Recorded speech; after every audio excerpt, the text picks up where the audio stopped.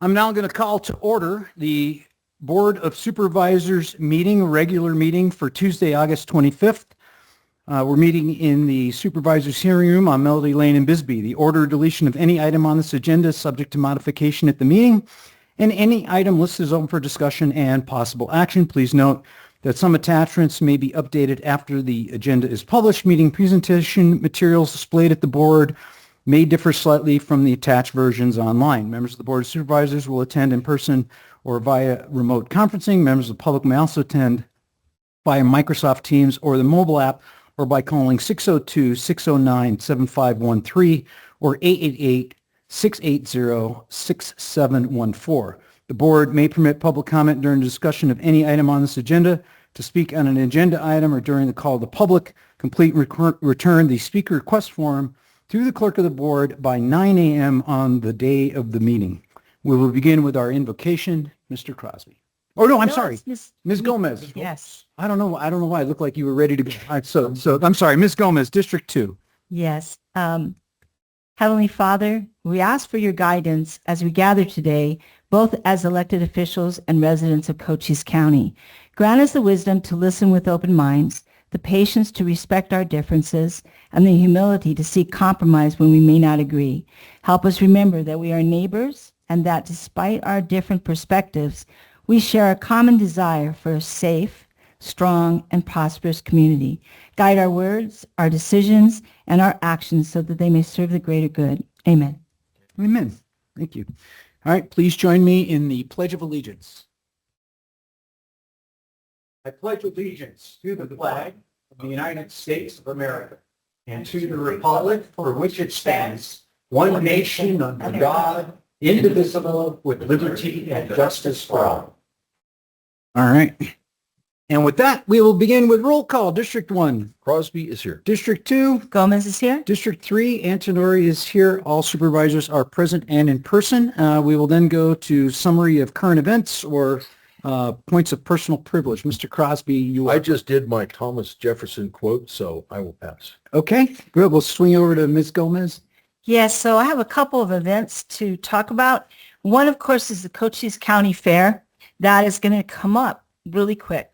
September 23rd, 24th, 25th, and 23rd, 24th, 25th, and 26th. So be sure to go out there. It is going to be 102 years old, and it's named by, I guess, one of the top 10 county fairs as the most original rural county fair in Arizona. So that's and last time I think they had about 55,000 people come and visit. So hopefully we can bring that up. We're getting internet into the commercial warehouse, so vendors will be able to use their nifty little phones and where they couldn't do that before. So that should probably help. Also, September 12th at Raúl Castro Park is the Fiestas Patrias.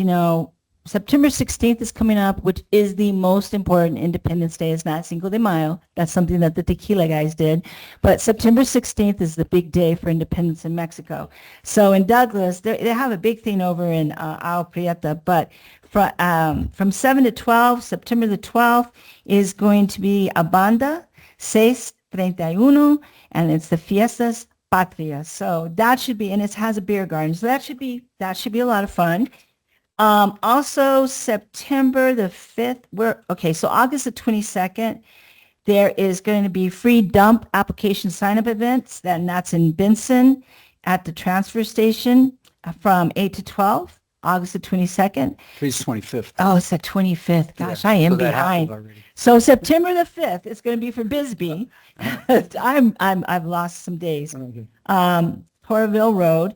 8 to 12, and then September 19th, the last one, is the Western Regional Landfill for Huachuca City, 8 to 12. So that's been a real successful program, as Mr. Fazio was saying, and so I just wanted to put those last two in there. And then talking about fire districts and fire departments, we have on Friday from, August 28th, There is a barbacoa, which is really good because I bet they get it from Palo Verde, which is the butcher shop right there. $12 a plate, and this is for the fire district fundraiser. So if you're in Douglas this Friday, August 28th, right? Yeah. Where was the time? From 11 to 1. So that is key. So yesterday we had a second round. First of all, the cattle pens were opened yesterday. And as I was looking, those were prime cattle that they put through.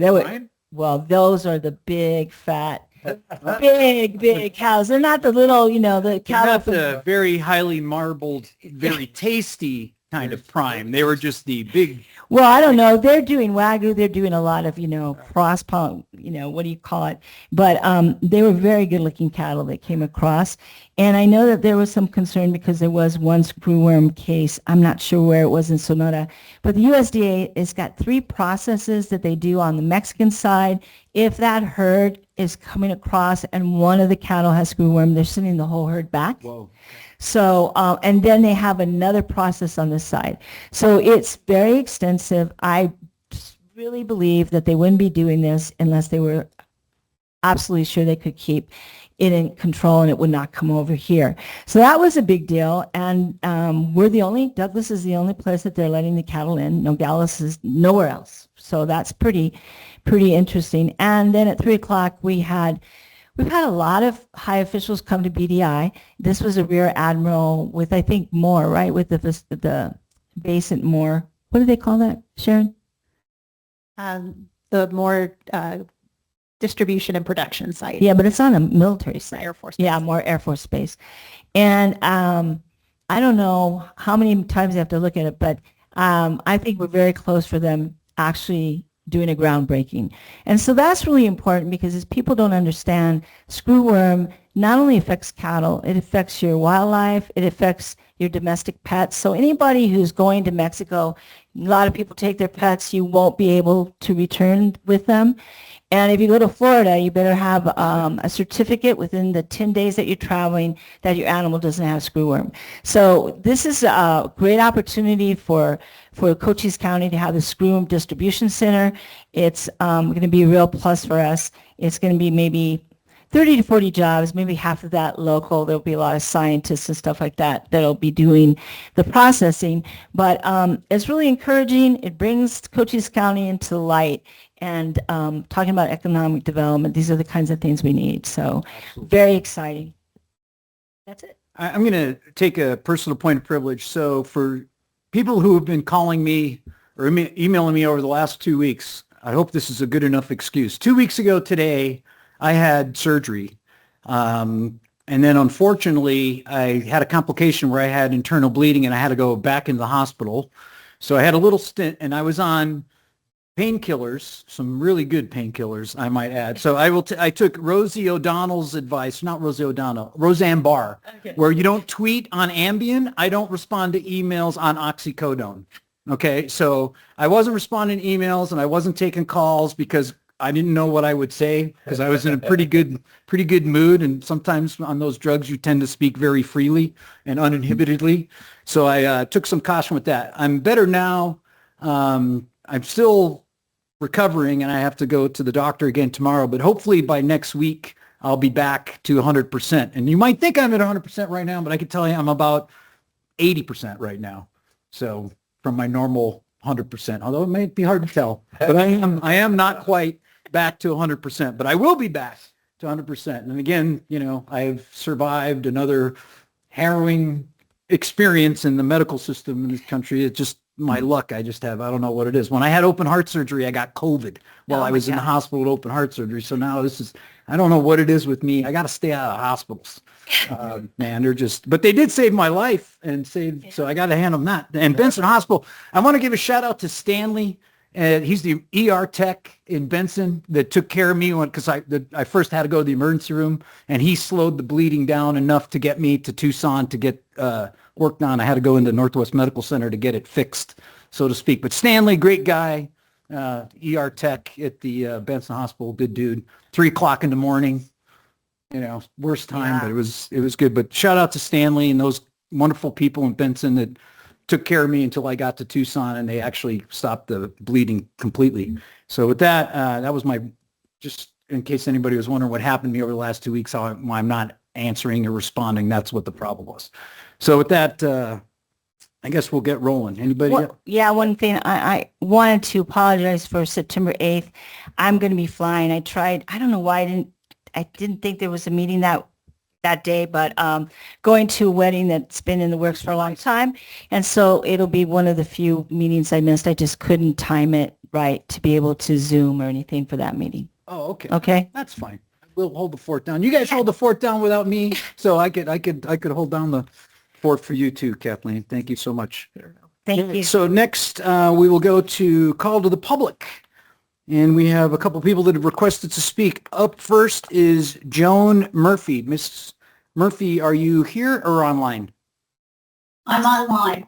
Okay, ma'am, you have 3 minutes. Go ahead. Okay. Thank you.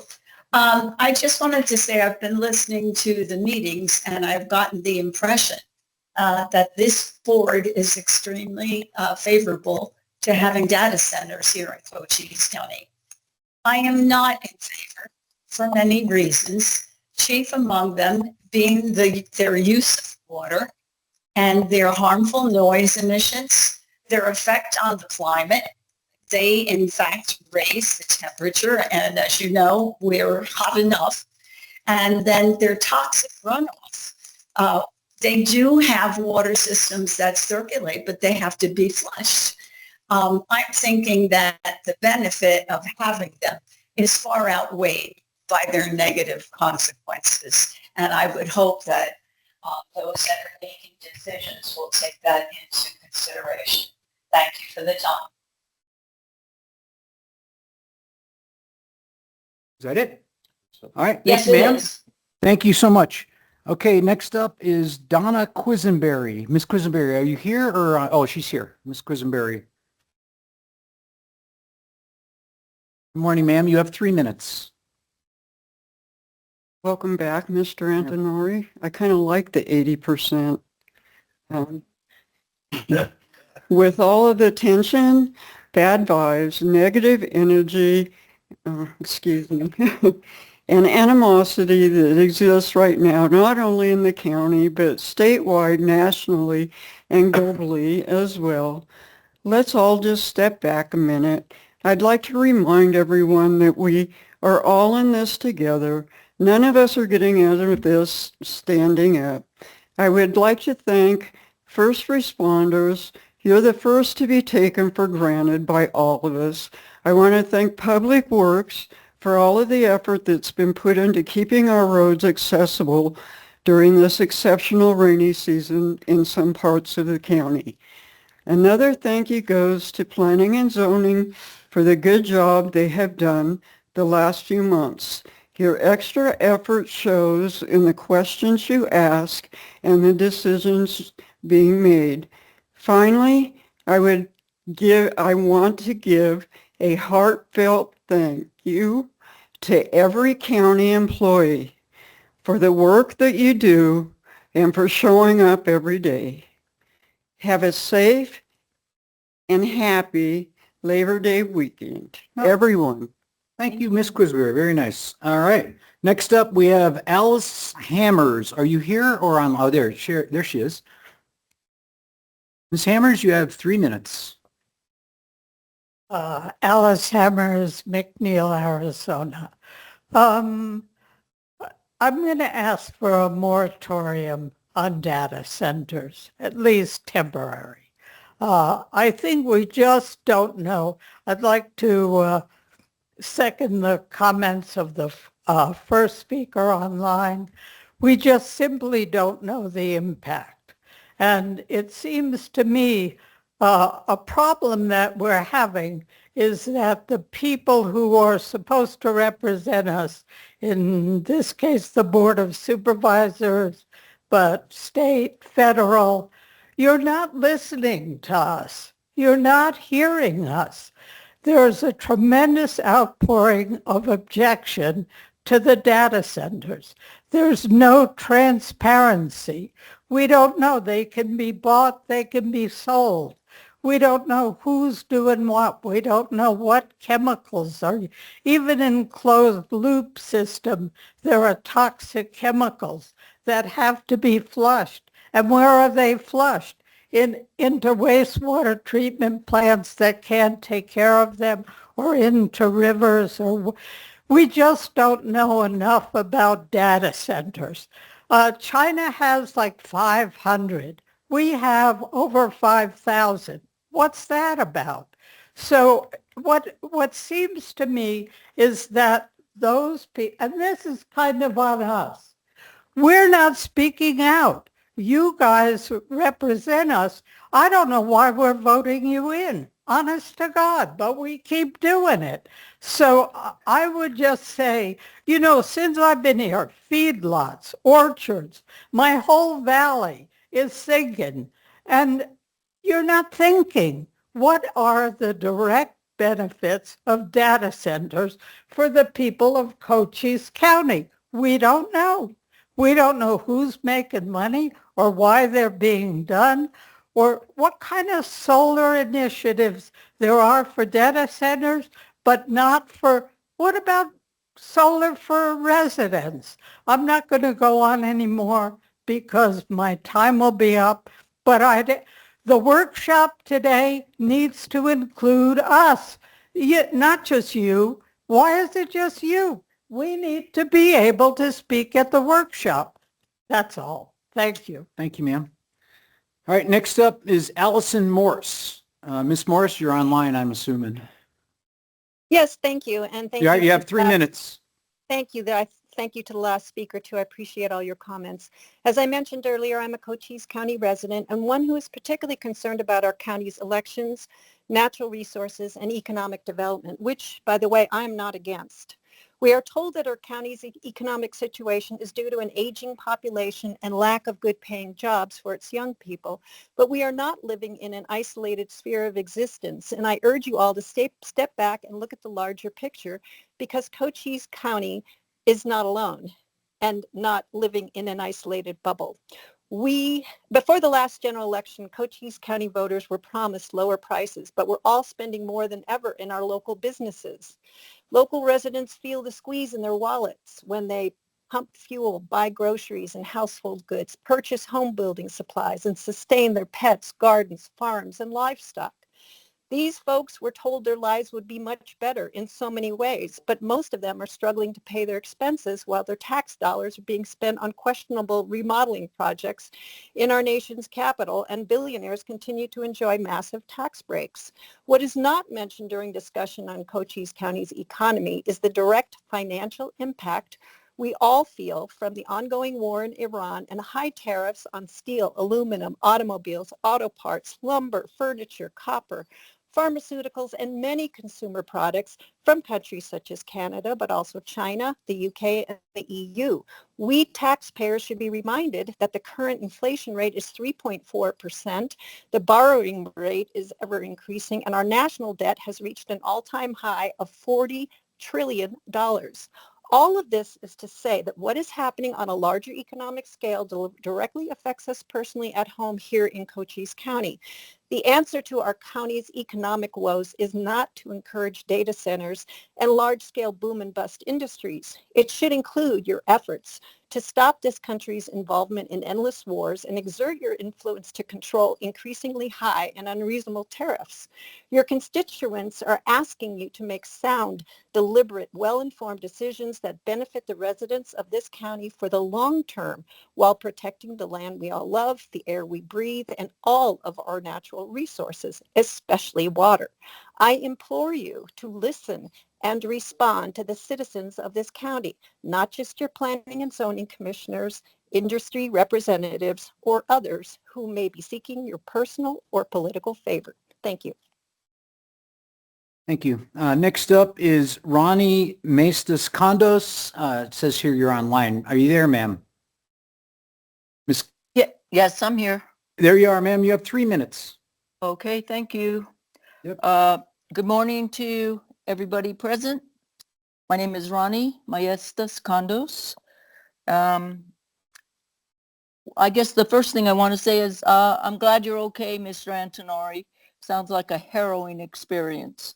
I didn't know, wasn't aware of it at all, but glad Appreciate you're it. back so fast at the meeting. And also, I want to thank Allie Morse for all the work she's doing to keep us informed.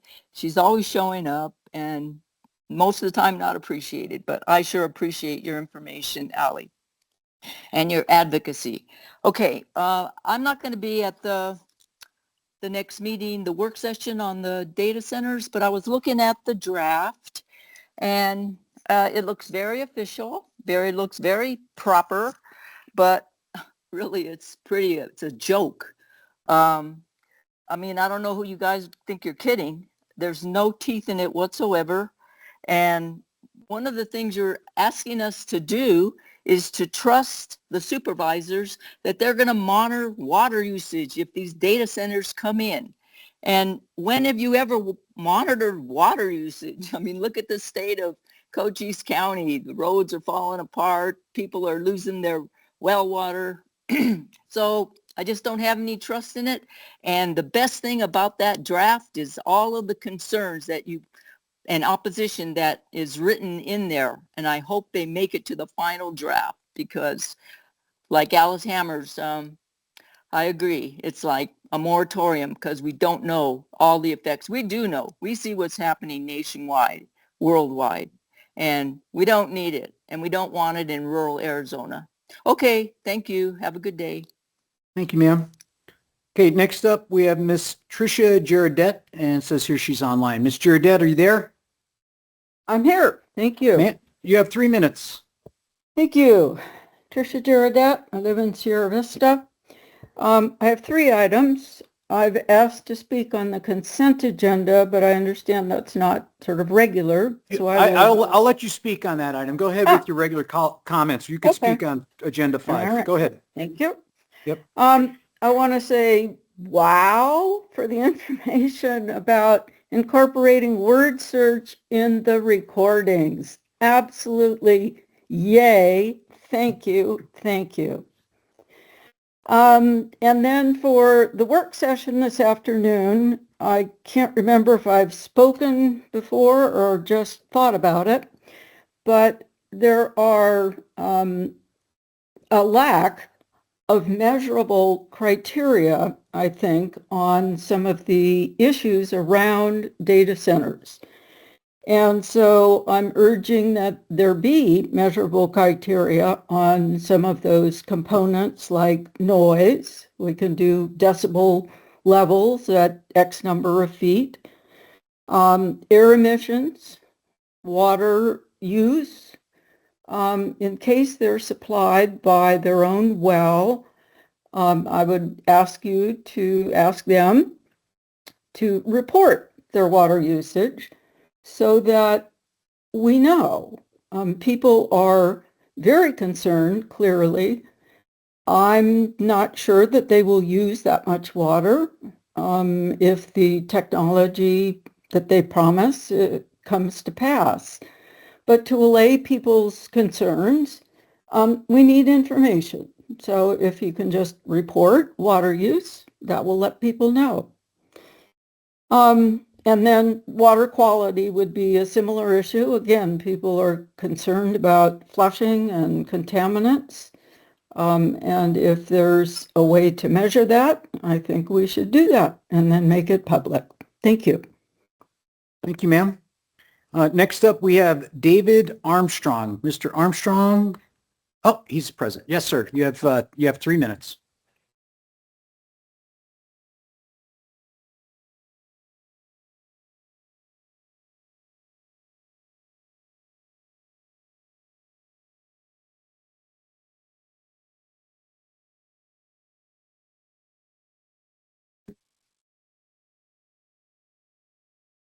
But sir, you have 3 minutes. Time's ticking. All right. Yep. Hi, board members. Yes. Hi, Catherine. Thank you very much for praying for our God. Thank you very much.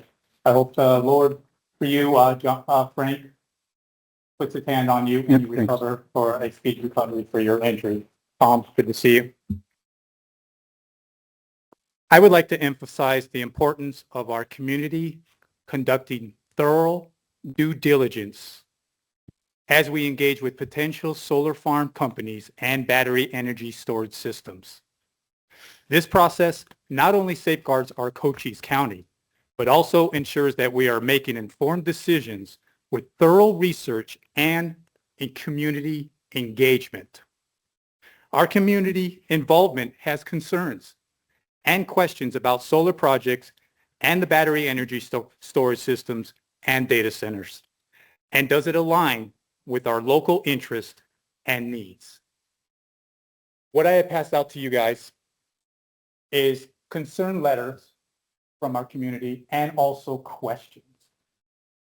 We're wanting to inform you guys also, because we know that you're given a sales pitch by a company that's for profit. You're hearing one side of the story, but there's also another side of the story. I grew up in the era of Paul Harvey, and he would tell a side of a story, and then he would come around and he would say, and the rest of the story. And the community is the rest of the story. Please hear us, our concerns. You'll find some of the questions there that the community is concerned about. And thank you. Appreciate you guys' service. I know it's not an easy job to do, so I appreciate you guys. May the Lord bless you. Thank you very much, guys. Thank you, sir. All right, next up, we have Mr. Dan Baker, and he is on Teams. Mr. Baker, are you there? Yes. Can you hear You me? have 3 minutes. Okay. Hello, everybody. Thank you for having me. Thank God you're all right. Tomorrow's not promised to any of us. And you're here to fight another day. Like we spoke before, like the dot-com bubble, the data center bubble is fast approaching. China will decimate. All the parts we get is from China. Has decimated, will decimate, and at what cost?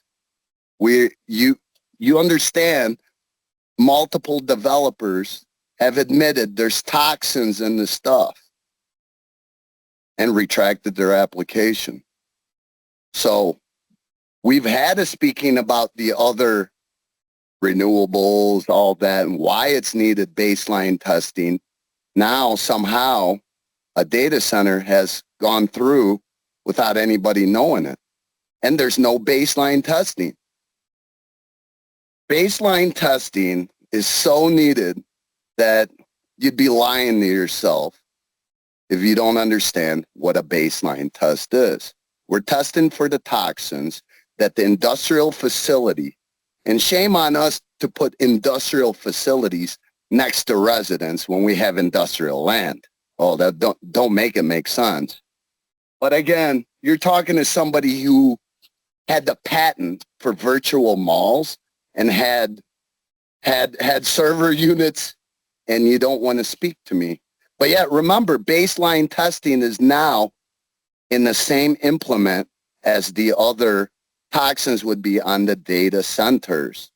And several developers are understanding our point. This is Dan Baker, Environmental Testing USA, etusa.org. It's ETUSA. We fight for communities across the USA and have won. We have 100% winning streak. Why? Because we live by the truth. And if you hear your constituents around you, instead of the sales pitch like they said, which I've already told you that, you wouldn't be so blindsided that subsidies, somebody else getting rich. Not here. That money isn't staying here. So you're selling out your community and constituents so somebody else gets rich. At what cost will these toxins that you're allowing near communities that voted you in, that believed in you, will it matter? Eventually, the blinders will come off, and when they're admitting there is toxins and retract their application, what more do you need? It wasn't me who retracted. I'm the truth, and the community understands. So thank you, like I said, please hear us out. Thank you, sir. And Your 3 minutes are up. For having me. Appreciate it. All right. Next up, I'm going to make a modification to the agenda real quick. I'm going to pull agenda item number 2 and agenda item number 5 off the consent agenda, and because there's people that want to comment on those. So with that, I would like to amend the consent agenda to items 1, 3, 4, and 6. So can I get a motion to approve consent agenda items 1, 3, 4, and 6, please? Mr. Chair, I move we approve consent agenda items 1, 3, 4, and 6. Second. Any discussion on them? None? Hearing none, the motion before the board is to approve consent agenda items 1, 3, 4, and 6. All those in favor say aye. Aye. Aye. Aye. All right, motion carries 3-0. So with that, can I get a motion to move agenda item number 2, please? Yes, Chairman Antonori, I move that we approve letter of support for proposed expansion of Rafter M Meats / Wilcox Packing House in pursuit of USDA certification. Second. All right, with that, is there a representative here from Rafter Meats? Sir, would you like to come up and just offer a comment before we read this? Sure. My name is Michael Merrill. I'm the owner of Rafter and Meats, so I'm available to answer any questions. We are pursuing a grant, USDA grant, to expand our processing capabilities in Wilcox. And you're gonna be servicing local ranchers and the public, or just ranchers, or We'll be doing both. Yes. You're gonna do both? Yeah, we're mainly going to be expanding our processing capability for wholesale and distribution, which will help ease some of the So like for restaurants and stuff? restaurants, Oh. grocery stores, sales, stuff like that. Yeah. Okay, But we will maintain our custom processing capabilities as well. all right. Yeah. Anybody else? No. I So- appreciate small business guys trying to make it in the environment that we're in now. So anybody, and you're in the Wilcox area, right? Yes, the plant is in Wilcox. We also have a butcher shop in Benson. Okay. Yeah. All right. That's Question. great. Sure. Of course. Mr. Crosby. Could you go over the benefit to cattle growers that your expansion will provide? Oh, absolutely. So currently we buy from a few producers in the area. This will just expand our capability to buy more cattle, so they don't have to ship off to, the larger feedlots. We buy directly from them, from local producers. Our plan is to buy over 30 a month eventually once this plan is complete. So So 30 cows a month? 30 beef a month. Yes. And processed through the plant in addition to what we're currently doing. Okay. Yeah. All right. Yeah. What are you currently doing? Oh, we buy probably maybe 15. Yeah. So we would more than double that. So you're doing roughly a cow a day? Yeah. Yeah. At least. Yeah. And that's just for our wholesale. That's just what we sell. Gotcha. We're processing anywhere from 15 to 20 a week, Oh. custom. Oh, okay. For other ranchers who sell their own beef, we do that under inspection so they can process it and sell it in their own restaurants, in their own stores, farmers markets, that kind of stuff. So it will also increase the capability for more of those ranchers who want to do that to come to us. Yeah. Are you going to be adding to the building or expanding the? We are going to be adding some freezer space to the exterior of the building and a building to cover that, but mainly expanding the inside, the processing room. It's going to double in size.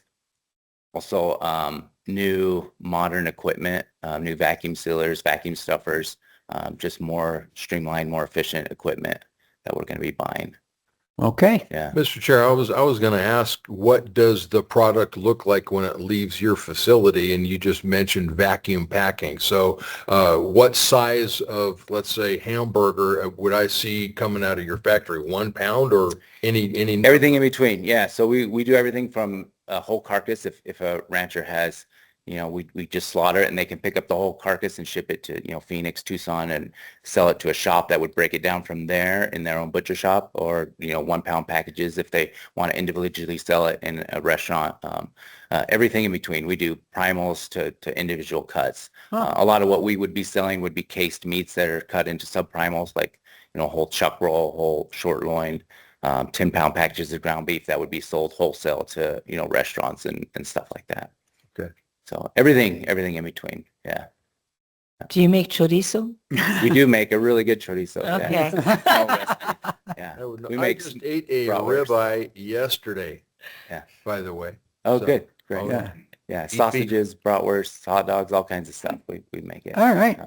Yeah. Well, I- thank you for, again, as a small business guy, for doing what you do, and anything that helps the economy in Wilcox in particular is a benefit, because that area of the county needs economic help for every little thing we can do to help out there. So Absolutely. Mr. Chair, I went to a cattle growers meeting of some kind up there in, up in the northern counties. And one of the things that those cattle growers mentioned without question was they need meat packers because there weren't enough of them. This was a few years ago. And so it was just like a corner on the market. It was a monopoly by such and such meat packing place. So for you to come here and help out those ranchers, I appreciate that very much. Absolutely. It's really the only conduit to be able to buy local sourced meats. Excellent. Everything else you're buying in the store is sourced, out of state, out of country, processed in major packing houses. So I like that. we appreciate the support. all right, Mr. Chair, ma'am. just a point of information for the public, just to put it on the record. There will still need to be the usual permitting process through our zoning commission. This letter of support is just for the Right. grant application. This is for his Just application to the putting that out USDA. Correct. This is his effort to get the grant USDA licensing to get certified. So you're going to have a USDA inspector in there that'll be able to put the USDA. This letter is for the grant, so to support the grant. Oh, to the grant. expand, and then Okay. after that grant, after the construction, then we would go USDA. Okay. Yes. All right. So So this you letter got is a to couple support- hurdles to jump before we you still gotta get to wait the a end. little bit, and it's a 3-year project. So after 3 this, years. we Okay, expect wow. funding if we get awarded in January, and then it'd be a 3-year project. Okay. All right. So Thank you for the Well, good luck. clarification. All right. So with that, if there's no further discussion, thank you so much. Thank you. Appreciate it. The motion before the board is to approve the letter of support for the proposed pursuit of a USDA certification grant by Rafter Meats, Wilcox Packing. All those in favor, say aye. Aye. Aye. Aye. Motion is approved 3-0. And if you hang around, we can sign the letter for you and give it to you before you leave at the end of the meeting. All right. So with that, next up is agenda item number 5. Can I get agenda item 5 moved, please? Mr. Chair, I move we appoint poll workers and early board members for the November 3rd, 2026 election and authorize the elections director to make additions or substitutions as necessary prior to the election to ensure that all vote centers are staffed adequately with trained election poll workers and early board members. Second.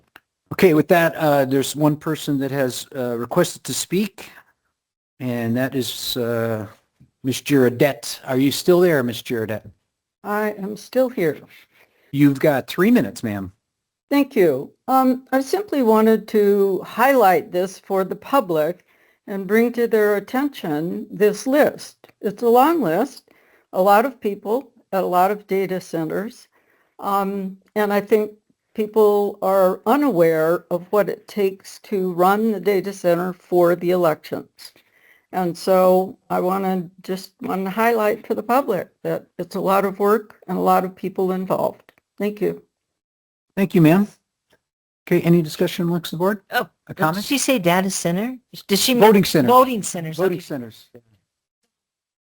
Got like 5 dots. 12 Sorry, I meant vote centers. And I was like, Yeah, I no, didn't vote know centers. about it, I said swear. vote Vote centers, vote Vote centers, vote centers. centers. Yeah, see now someone will search that word and it will pop up on the system because you said the word that's going to be searchable now. All right, any other discussion? Well, I would remind us that we had our contributor, Ronnie Meistus Condos, as the courteous doorkeeper at the Mountain Vista polling center when I visited there. Oh, okay. So with that, no further discussion. The motion before the board is to approve the appointment of poll workers and early board members for the November 3rd general election and authorize the election director to make any additions or subtractions as necessary. All those in favor say aye. Aye. Aye. Aye. Motion carries 3-0. Ms. Savant has her poll workers. All right. Next up, we'll go to agenda item number 7. Can I get a motion, please? Yes, Chairman Antonori, I move that we adopt the amended tax rate and levy for Naco Elementary School District number 23 and the County Education District unorganized as set forth in the attached exhibit. Second. All right. And with that, if I can get a quick Ms. Gilman explanation, or is, we have somebody from the treasurer. Oh, finance is Stacy here. Penhouse. Ms. Stacy, we had a correction for the previous one we approved 2 weeks ago. Correct. So, yeah.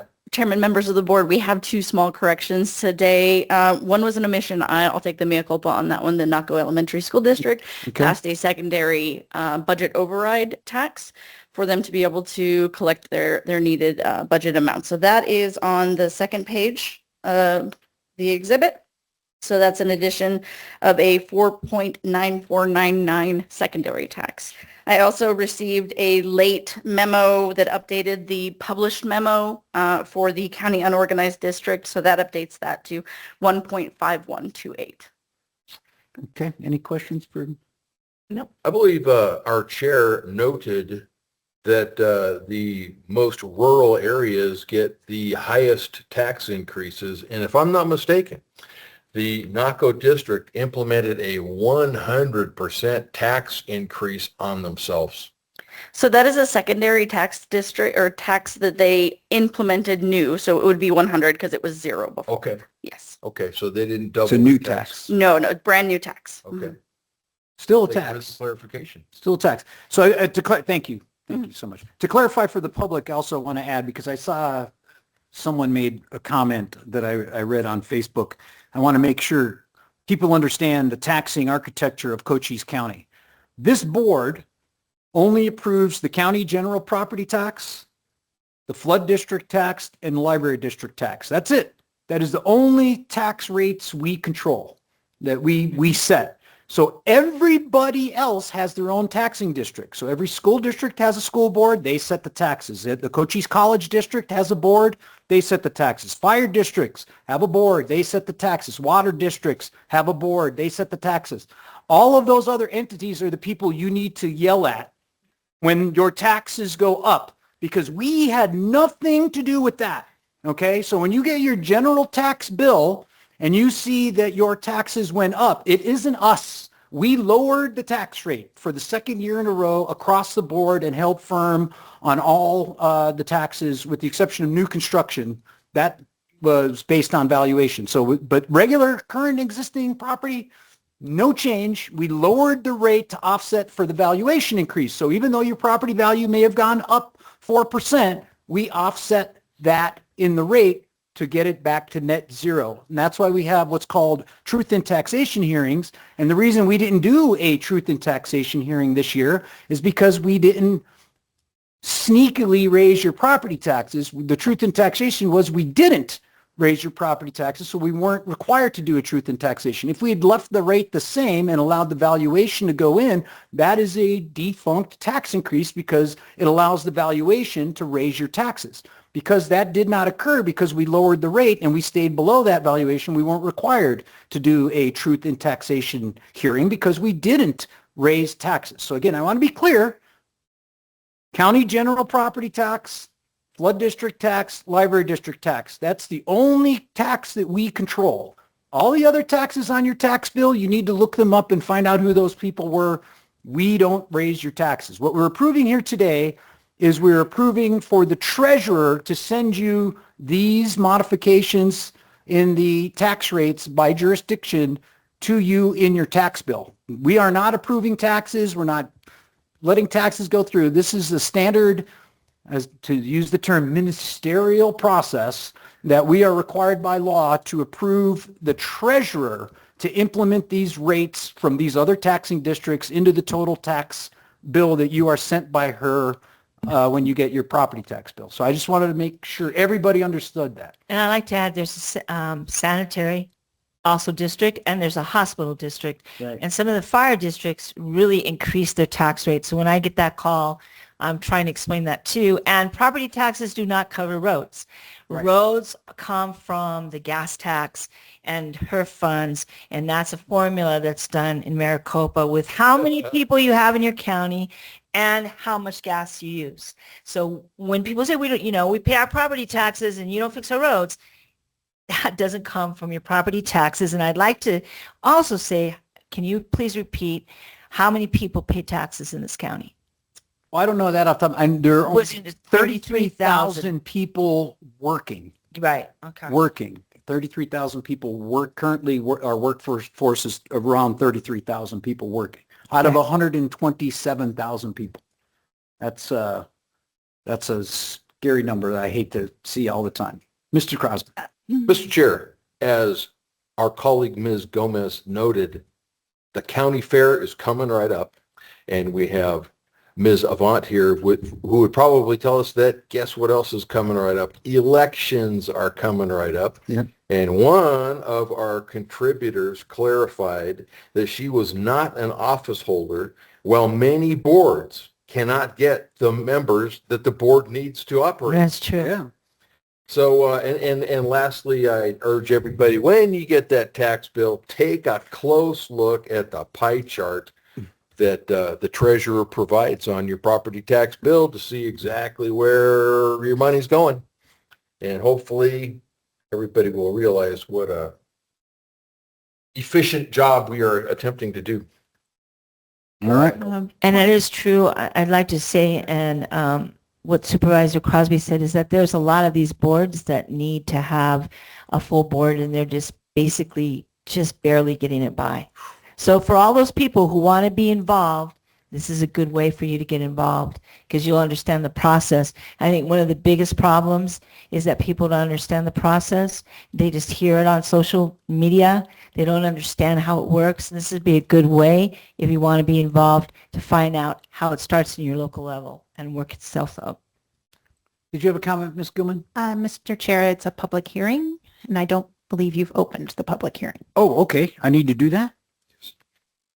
Oh, because we haven't started? Oh, yeah, Yeah. it is a public hearing.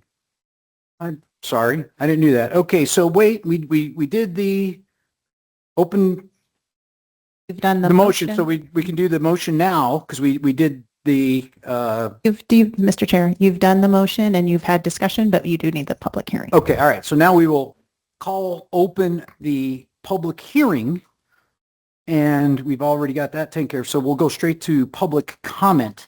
So is there anyone from the public that wishes to speak on the Naco Elementary School District and the County Education District unorganized tax amendment rate change? Anybody? Going once? Going twice? No one has requested to speak. Any last minute discussion amongst the board? No, sir. No, sir. All right.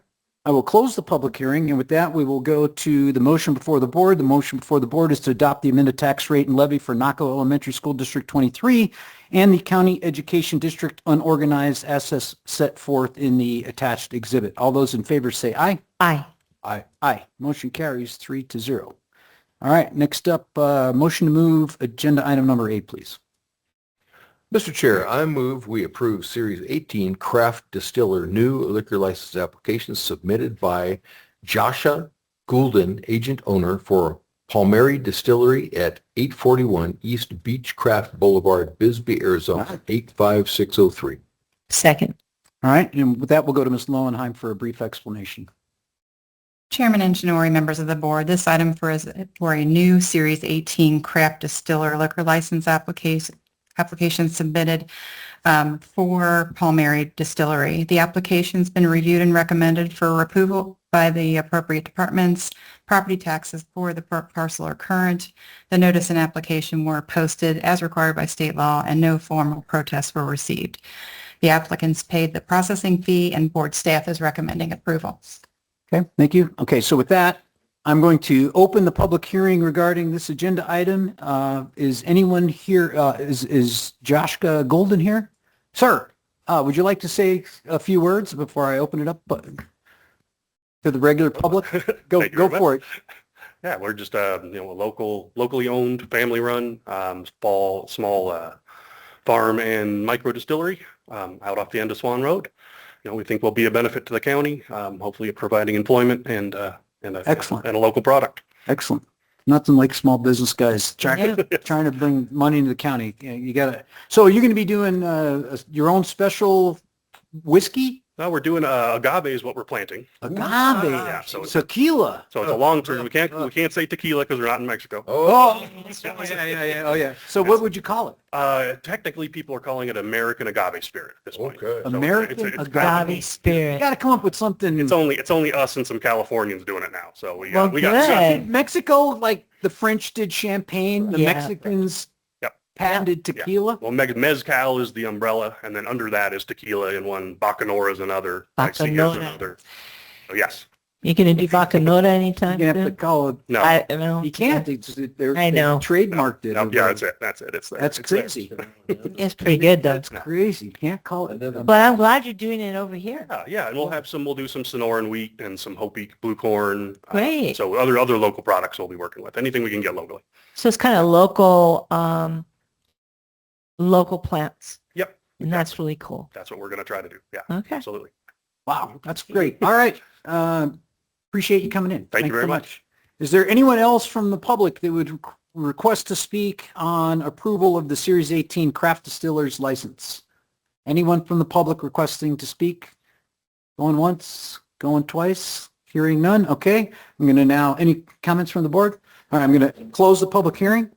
And I will ask the question. The motion before the board is to approve the Series 18 Craft Distiller New Liquor License application submitted by Joshua Golden, agent owner for Palmieri Distillery in Bisbee, Arizona. All those in favor say aye. Aye. Aye. Aye. Motion carries 3-0. It is approved. Okay, can I get a motion to move agenda item number 9, please?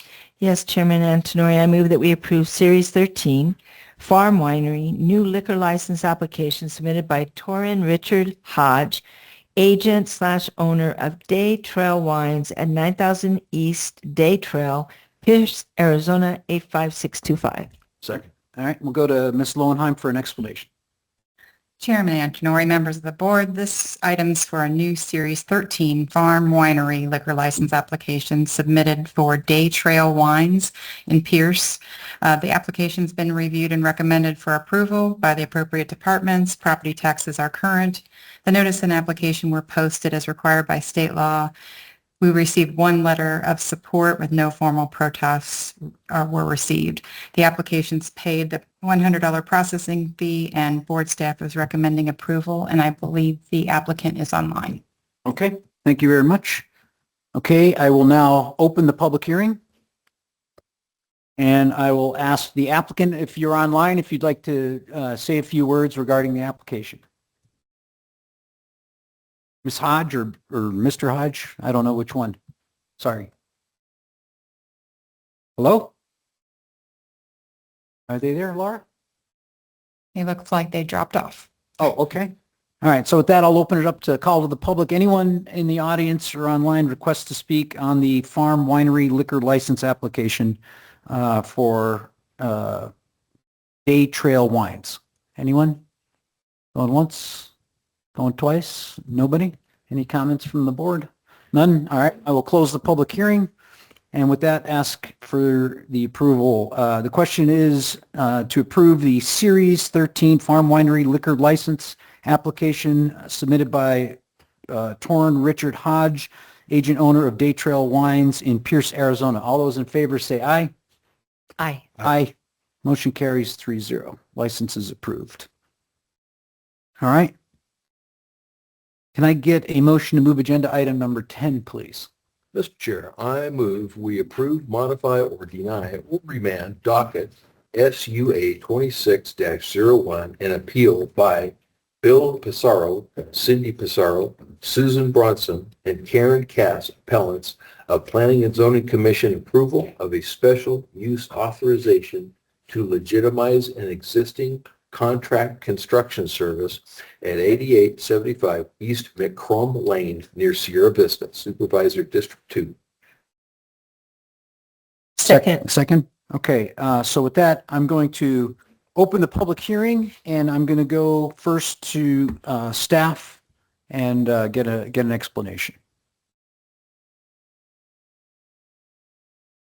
For special use docket 2601, an appeal of the Planning and Zoning Commission's approval of docket SU 2607, a special use authorization to legitimize an existing contract construction service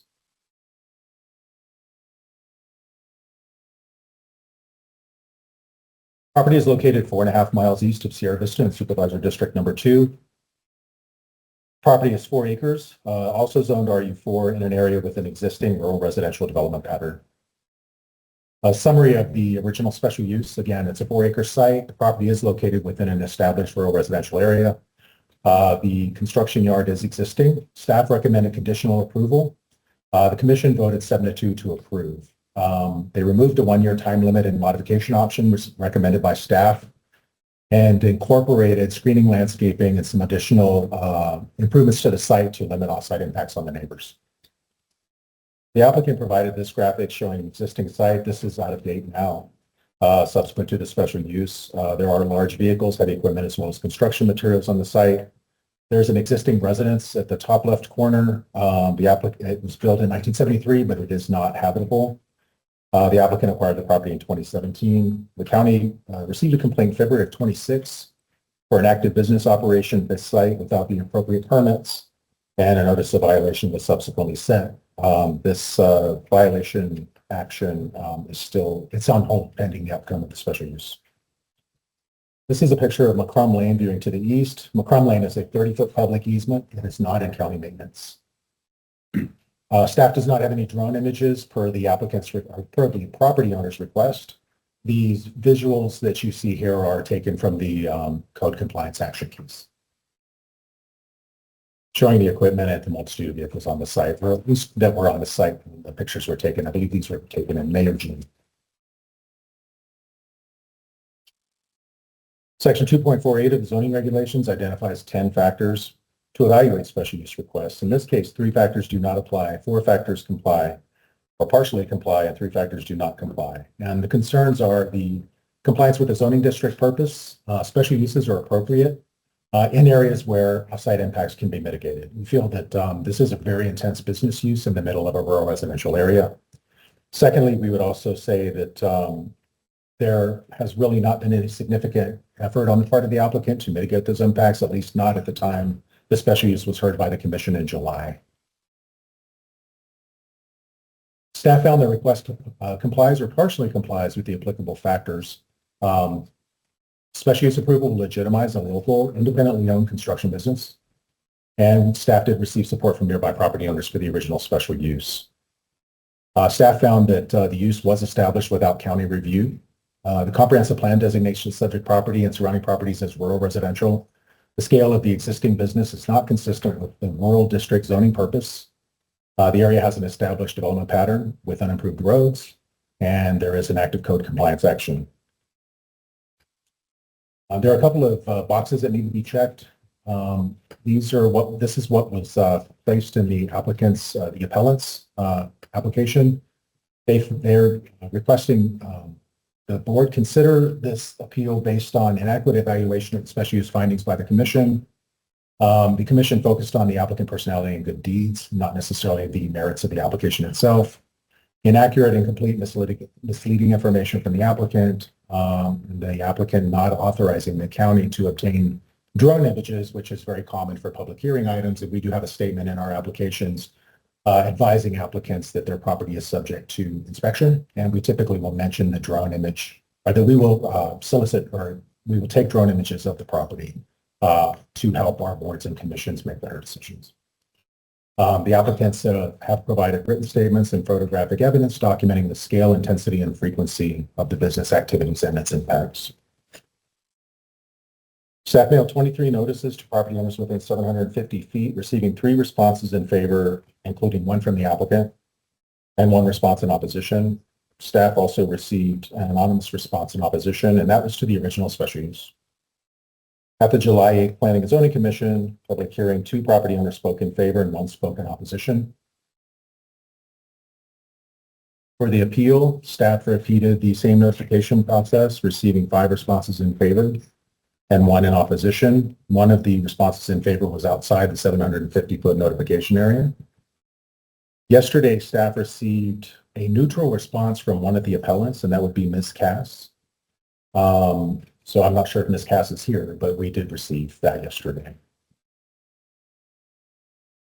The applicants met the submittal requirements for this application's appeal. The absence of photographic evidence typically associated with public hearings is also another factor in favor of the appeal. Factors not in favor would include the zoning regulations authorize the Planning and Zoning Commission to render special use authorization decisions, and the Commission did consider special use factors contained in the zoning regulations. The board has 4 options for the zoning regulations. One would be to approve the appeal and deny the special use for the contractor yard. The board can deny the appeal and uphold the Commission's approval of the contractor yard. The board can uphold the Commission's decision but modify the conditions approved by the Commission itself. You can add, remove, or modify the conditions imposed by the Commission as part of its approval. Lastly, and the newest option for the board would be to remand the special use back to the Planning and Zoning Commission for reconsideration. Just a point of order, Mr. Chair, if the commission, or excuse me, if the board chooses or votes to remand back to the Commission, we would ask that that be date certain to October 14th. And that would result in it coming back to the Board of Supervisors at the November 10th or the November 24th meeting. Okay. So, Mr. Chair, Thanks for Yeah. no, go ahead. that concludes our staff presentation. I'm available for your questions, and the appellants as well as the property owner are present. Okay, we'll go with questions for you first. Do you have any questions for? yeah, I'm confused. Okay, so it was passed by the commission. 7, who were the 2 that voted against what district? Do you know? Was it We- District 2? We had no votes from District 1 and District 3. Okay, so of the 7 there, they all voted in favor of this? 7 commissioners voted in favor of the special use, 2 did not, Okay, and the 2 dissenting votes were from District 1 and District 3. okay. I'm kind of concerned that there's a lot of non-compliance. I didn't see this, last week I was in a funeral. There was a lot of things that they did not do correctly. I look at the junkyard that is on 80, right? That started supposed to be 1 or 2 acres, and then it just grew, and now it's kind of all grandfathered in, and we can't really rectify it. So I haven't had a chance to really, there seems to be a lot of things that were not done correctly. But can you surmise this again? The commission saw this, the commissioners, and they still voted to approve it. But why did they? With conditions. With conditions. Now, did you take the 1 year out though? Yeah, Supervisor Gomez, the commission did strike the 1 year as well as the modification option. And do you know why? They just felt that, I think the rationale, if my memory serves correct, is why would we require the property owner to institute all these property improvements if they were to come back and still be required Have to leave in a year. Have to leave in a year. Okay. So how do we know they're going to do all the things that you recommended, all the the conditions? Well, it's a requirement. There would be a subsequent change of use permitting process for the approved special use where we would validate the compliance with those conditions as imposed by the commission. Okay. And code enforcement handles that, right? Yeah, but we only have 2. And so would they be definitely on this because there's a lot of ground they cover? So is there a time when they would check to see that conditions had been somewhat met? Or is there, benchmarks when they would have these conditions met by half a year? What's the time to implement the conditions that they have? Would you give them 60 days, 90 days? Mr. Chair, because of the change of use requirement, we would continue conversations with the applicant throughout the process until those conditions were met. There is provisions within the zoning regulations that they have up to 1 year to apply for permits. We typically, if it's a code compliance action, we try to accelerate that process to the extent possible. And those conditions, they will be met over the course of time through that change of use permit. So it's not like it disappears. The other element to recall too is this was initiated by a complaint. And I suspect that the complainants will probably remain active as to what occurs on the property and notifying the county. Right. The appellant is the neighbors, I guess, some of the folks in the area. The applicant is not appealing. It's someone else that's appealing. So the applicant got their special use permit approved with conditions by planning and zoning, and then someone filed an appeal of that approval. And they're here today. We'll speak with them in a minute. Okay. But I get the thing. So what I'm trying to understand is, reading here that the planning and zoning approved, they removed the 1 year requirement because I get it. Because if you're going to make them do all this stuff and then kick him off the property a year later, that makes absolutely no sense to make a guy spend that money. Either he gets a year to leave the property or he gets it into compliance.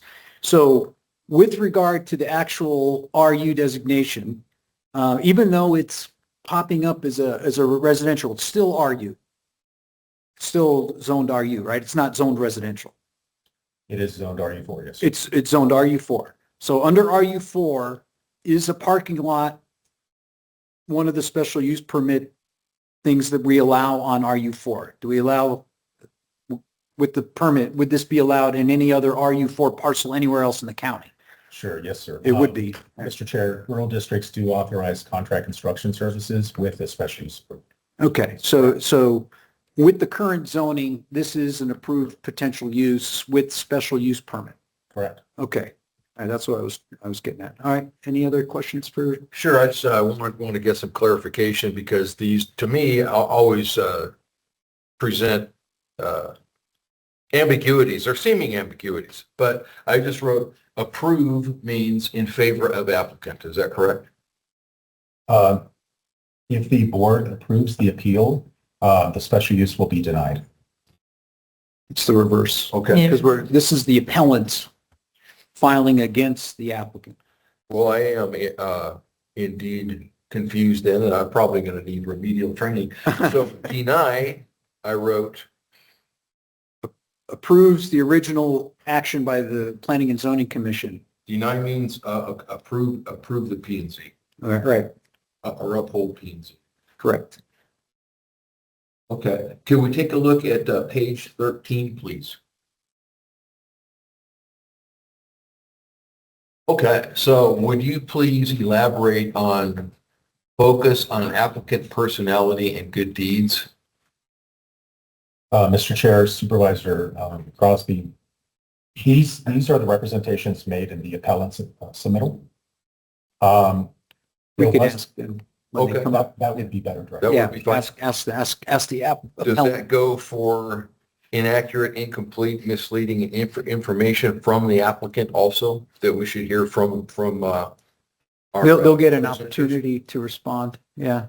Okay, that's fine. So the way it's going to go is the appellant, the people filing the appeal will get to speak first. They'll get 10 minutes. And then after they're done, then we'll have the applicant come up and they will have an opportunity to respond. And then we will open it up to the general public for general public comment and they will get to respond. And then we will have our discussion and any last minutes for staff and then we'll vote on it. So right now we're at the asking questions of staff regarding the technical aspects of the appeal and the application. So is there any other questions for? So when you say use established without county review, and this is something I see happening a lot, people just go and decide to do junkyard or decide they're going to do something without telling the county that they're doing this. And then it becomes an issue because they're already established. They kind of get grandfathered in, just like that terrible junkyard on 80, because they extended from 1 acre to 15. And now there's nothing we can do, even though it went totally against what was supposed to be there. Correct? Supervisor Gomez, that's a good point because we find ourselves in some of our special use applications seeking to try to make the conditions fit an existing use to legitimize the use as opposed to prior approval. Yeah, the problem is a guy that collects junk, and I've been one of those guys that just likes my stuff. And I start out with 1 or 2 cars, and I'm up to 4 cars, and I got 3 trailers, 4 trailers. I mean, if you look at my satellite imagery, I've got a couple shipping containers on my property. I got a bunch of equipment trailers on my property. I got trucks. I got ATVs. And when I first bought the house, it was a house with a horse barn and a corral. So I'm acquiring stuff. So what I think happens is a lot of guys, and maybe it's a guy thing, I don't want to sound sexist or anything. A lot of guys, get a truck, they get a trailer, and they park the trailer, and they get another trailer. Like me, I've got like 4 trailers now. You get, well, I need a trailer for this. I got to haul my backhoe around. So I go get a trailer. So then my other trailer's too small. So I park that one and I go get another trailer. So a lot of these things, I understand how they propagate. It starts out small. A guy says, well, now I'm going to start a little ditching and trenching. ditching and trenching business. So I'm going to go get a backhoe and I'm going to, go on Craigslist and I'm going to go dig some ditches for some people. And then I say, oh, this is actually kind of lucrative. So I'm going to go get another one. And then what happens is these guys grow and they forget that they need to come back to the county and say, okay, now that you're running and you're growing, you should probably get a special use permit. And a lot of them don't know that. A lot of folks don't know that. But the system is, if someone, as we know, says, hey, I think this guy is violating county ordinance, they file a complaint with our code enforcement guys. Code enforcement goes up and they look and say, yep, this is clearly a violation. They talk to the person that owns the property. They say, hey, kind of crossed the line when you went to 15 trailers and 4 connexes or whatever. You need to get a permit.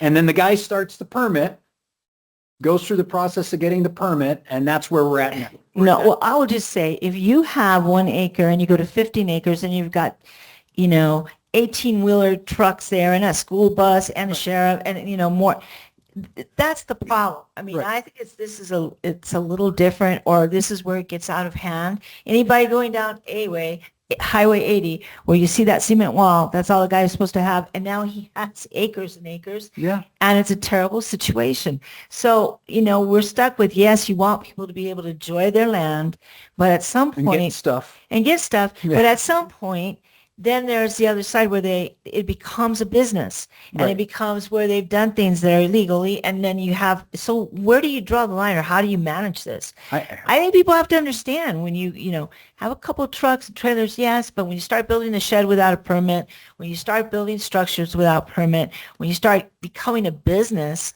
without permit, that becomes a problem. So, and looking at these factors not in favor, there's quite a few more not in favor than in favor. So I don't know. This seems a lot of information that I unfortunately just saw right now, and so I'm kind of concerned I'm not getting the full picture. Yeah, we got the people still have to speak. The people filing the appeal, and then the applicant himself or herself. I don't know if it's he or she, but it's on here. Okay. All right. So any other questions for staff? Yeah, Yes. I had a question. Sure. And I think this goes to your wheelhouse. An absence of photographic evidence typically associated with a public hearing The question was is that called a factor in favor of appeal. Why is that? Mr. Chair, Supervisor Crosby, the appellant's position is that typically the commission would have had access to drone imagery of the property in its totality, and in this case, they did not. Because of that, we feel that is actually a very good point that's made by the appellants, that the commission did not have access to the same degree of evidence that they typically do. So that's a condition of the application. So when they file an application for a special use permit, they can request that the county not drone the property on the application, or is it the policy of the county to drone the property, and in this case, the applicant denied the droning of the property? It's the second scenario. So we do have a statement in our applications that basically say that the property is subject to inspection. And we typically will have that conversation with applicants up front and let them know when we post the property, which is a statutory requirement. We'll also obtain images of property using drone. Okay. And most agree to that, and they don't have a problem with that. In this case, the property owner was absolutely opposed to that. And the day we went up to the property, he came up to us and basically said, we don't have his authorization to do that. I have another question. So when you say the area has an established rural residential development pattern with unimproved roads, can you do 101 for dummies? What does that mean exactly? So they're growing and they haven't put any improved roads, or what? Supervisor Gomez, this area is characterized by parcels of 4 acres or more. Okay. And most of these parcels are developed with single-family residences. With unimproved roads, right? Correct. Unimproved and non-county maintained roads. And is there going to be an increase in cars, do you think, because of this business? Based on some of the input we've received from folks that have called about this item, the applicant does have it is a contract construction business, and he does have some pretty large vehicles and equipment. The assertions or the claims have been that some of that does degrade the road a lot faster than it otherwise would. So it's up to the neighbors and property owners to maintain the road, Yeah. right? It's not a county road, so it'd be up to the residents that access that road or use that road to maintain it. So it would also be in their best interests to maintain the road that goes to their yard, right? That's what I would think. We'll ask him when he comes up. Any other questions from Mr. Taylor? Just, so some of the code violation is that the construction business is not for RU40. That would have to be in a different zone, what their business is, right? It's permissible with special use. It is with it, so the special is to have this business in an RU40. Mr. Taylor. Yes, sir. So to rephrase this, to say that absence of photographic evidence is a factor in favor of appeal could also be rephrased, absence of photographic evidence is against the applicant position. Should I say that again? That's accurate. Okay. Both statements are true. Okay. An absence of photographic evidence, it is against the applicant position. I understand. Relative to the appeal, yes. Relative to the appeal. Thank you, sir. Any other questions for Mr. Taylor? All right, thank you. Hang tight. We're going to go to the next person. So the folks that have filed the appeal, this is your opportunity to speak, and it's first up, I have Mr. Barnes. Mr. Barnes? No? It's not the appellant, he's the property. Oh, he's the property owner. So, I'm sorry, Laura. He's the applicant. Yeah, hang on. So hang on. So the people that. Susan Bronson will Yeah, be. so it's Bill Pissarro. Is Mr. Pissarro here? Sir, would you like to come up and speak for a few minutes? Oh, Miss Bronson's going to speak? Okay, come on, Miss Bronson. Hi, come on up, Miss Bronson. So you can explain your appeal. So you have 10 minutes.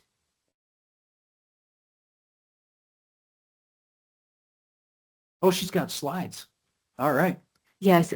Good morning, supervisors. Thank you for the opportunity to speak to you today. Okay, I'm going to talk fast because we have a lot to cover. Yeah. As a housekeeping matter, I'd like to clarify that I am a county employee, but that I'm here in my individual capacity. And this appeal was brought by Bill Pissarro, Cindy Pissarro, myself, and Karen Cass. Karen Cass received information both from Mr. Barnes and from us, and she said she no longer knows what to believe, so she is not a part of the appeal anymore. She stated she doesn't favor it one way or the other. These zoning cases get messy.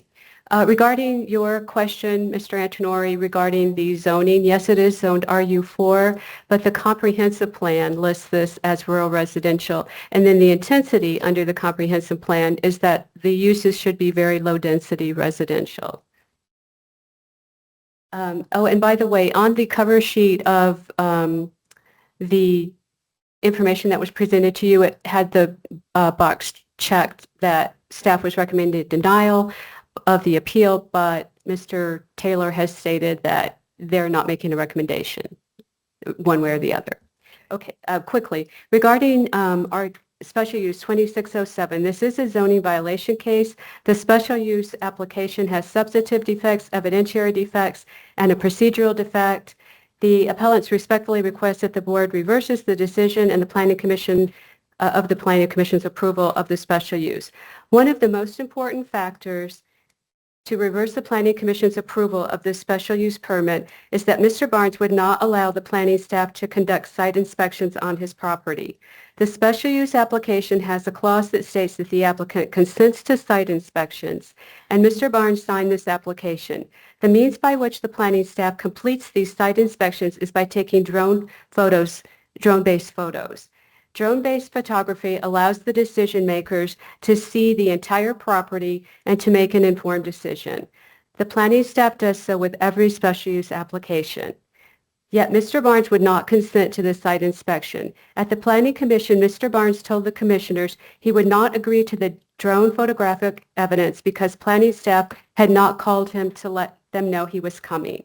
However, in preparation for the appeal procedure, the planning staff called ahead to tell Mr. Barnes that they were coming. He again refused to allow the planning staff to take drone-based photos. In his written statement to this appeal process, Mr. Barnes stated that he refused to allow the planning staff to take drone photos because the planning staff would be trespassing or invading his privacy.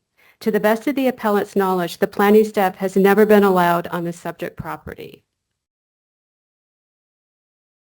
Without allowing the planning staff to complete its site inspections, the evidentiary record for the special use was incomplete and the Planning Commission could not make an informed decision.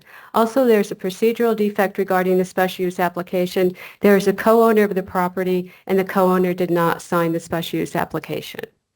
The substantive defects are the factors that special use applications are weighed against. The first was compliance with duly adopted plans. The use does not comply with this. Again, it was to be very low density residential. The Planning Commission did not deliberate regarding this. The second factor is compliance with the zoning district purpose. This is to preserve the rural character. The use does not comply with this factor. The Planning Commission did not deliberate regarding this factor. The next is development along major streets, and this was not applicable. Traffic circulation factors, the use does not comply with this factor. The Planning Commission did not deliberate regarding this factor. I'd like to pause and ask you to please look at the intensity of this use on the photos. This is taken from the appellate's Pacero's property. It is very close to their property line. Adequate services and infrastructure. The use does not comply with this factor. The Planning Commission did not deliberate regarding this factor. This is a photograph of Ricardo Drive. This road is definitely not designed to handle semi-trucks, tanker trucks, heavy equipment.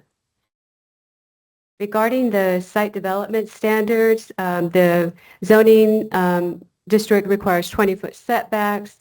You can see the boundary fence that these uses are right on the property line. They're definitely not 20 feet apart. And then here's another example. It's right on the property line.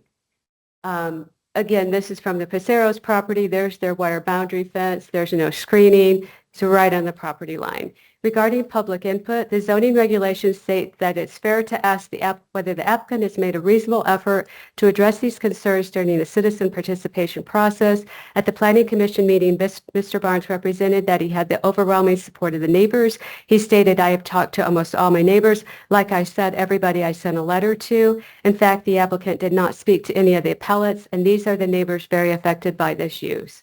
Also, an issue that complicates the matter is that Mr. Barnes owns the subject 4-acre parcel and an additional 10-acre parcel. With one exception, the neighbors who submitted opposition letters to the appeal live closer to the 10-acre parcel than to the subject 4-acre parcel and are less directly impacted by the use. For example, Michelle Carson, who supports the special use applicant, stated at the Planning Commission that she lives adjacent to Mr. Barnes's property. However, she lives adjacent to the 10-acre parcel on which Mr. Barnes lives and not adjacent to the parcel which has the construction yard. Mr. Barnes did send a mandatory noticing letters to the neighbors. However, he did not personally contact those neighbors most affected by the use and attempt to address concerns. The Planning Commission did discuss public input, but was misled by representations at the Planning Commission. Regarding hazardous materials, the zoning regulations requires that impacts from special uses requests that may involve hazardous materials have been adequately mitigated. The appellates Pacero have observed the bearing of construction waste on the construction yard site. Please see the photo on the screen, which shows the bearing of asphalt shingles and wires on the property. In his written statement regarding the appeal, Mr. Barnes stated that an employee accidentally put the shingles in the excavated hole and that they were removed and that a family pet was buried there instead. This is not believable. At the Planning Commission, Mr. Barnes stated that no employees are on site at the construction yard. Also, in his written statement, Mr. Barnes disclosed that that the services that he provides to his commercial customers includes removing hazardous materials, including industrial fluorescent lamps, and storing them safely on the construction yard until they can be recycled.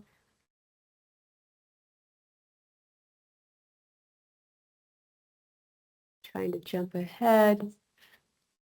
All right, if you see in the bottom right corner, there is an industrial fluorescent strip fixture haphazardly strewn in the ground, that's where the little arrow is, does not appear that the hazardous materials are being safely stored on the property. The use does not comply with the factor. The Planning Commission did not deliberate regarding hazardous materials. The Paceros are going to talk to you directly about the off-site impacts. Go back. Oops. Oh. Okay, I can't get back to them. All right, they will talk to you about the impacts more directly, but I do want to address the rock crushing operation that is on site. The rock crushing, thank you. If you could keep scrolling. The rock crushing operation generates dust, noise, vibrations. If you could keep scrolling, whoever's doing that, thank you. Keep going, keep going. There it is. Okay. This is a photo of the rock crushing operation on site. Again, it's right on the property line. Crushed rock and crushed concrete contains silica. Breathing fine silica dust increases the chances of lung damage like silicosis, chronic kidney disease, irritates the respiratory system, and is a known human carcinogen. Note that this operation is right on the appellate's Pacero's property line. In his written statement, Mr. Barnes stated that he rarely uses this rock crusher on site, but the presence of the piles of crushed rock or crushed concrete show that this indeed is operated on the construction yard site. The use does not comply with the off-site impacts factor. The Planning Commission did not deliberate regarding the impacts of dust, noise, emissions, odors, vibrations, stormwater runoff, or the potential groundwater contamination from the burying of construction waste. They did deliberate regarding the burying of construction waste, but they were misled that it wasn't occurring. The site also likely violates fire codes, although that is not part of the zoning code violations. Regarding the evidentiary defects, there were misrepresentations made at the Planning Commission, which prevented the Planning Commission from making an informed decision based upon an evidentiary record. Mr. Barnes stated, I purchased the property in 2017. The property was in derelict condition. I mean, it was way worse than what you see in the pictures. There's a lot of trash and debris, over 80% of the property. Could you please scroll?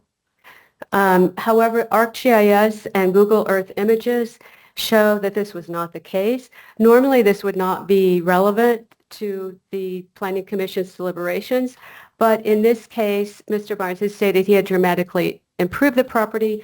The Planning Commission seemed to believe that this was now an improvement, and they even commended him on being such a good steward of the property. Mr. Barnes told the Planning Commission that he does not have employees on site, but in her public comment form, Ms. Carson stated his employees are always polite and respectful of neighbors. Additionally, Mr. Barnes stated that he was only using the construction yard for storage.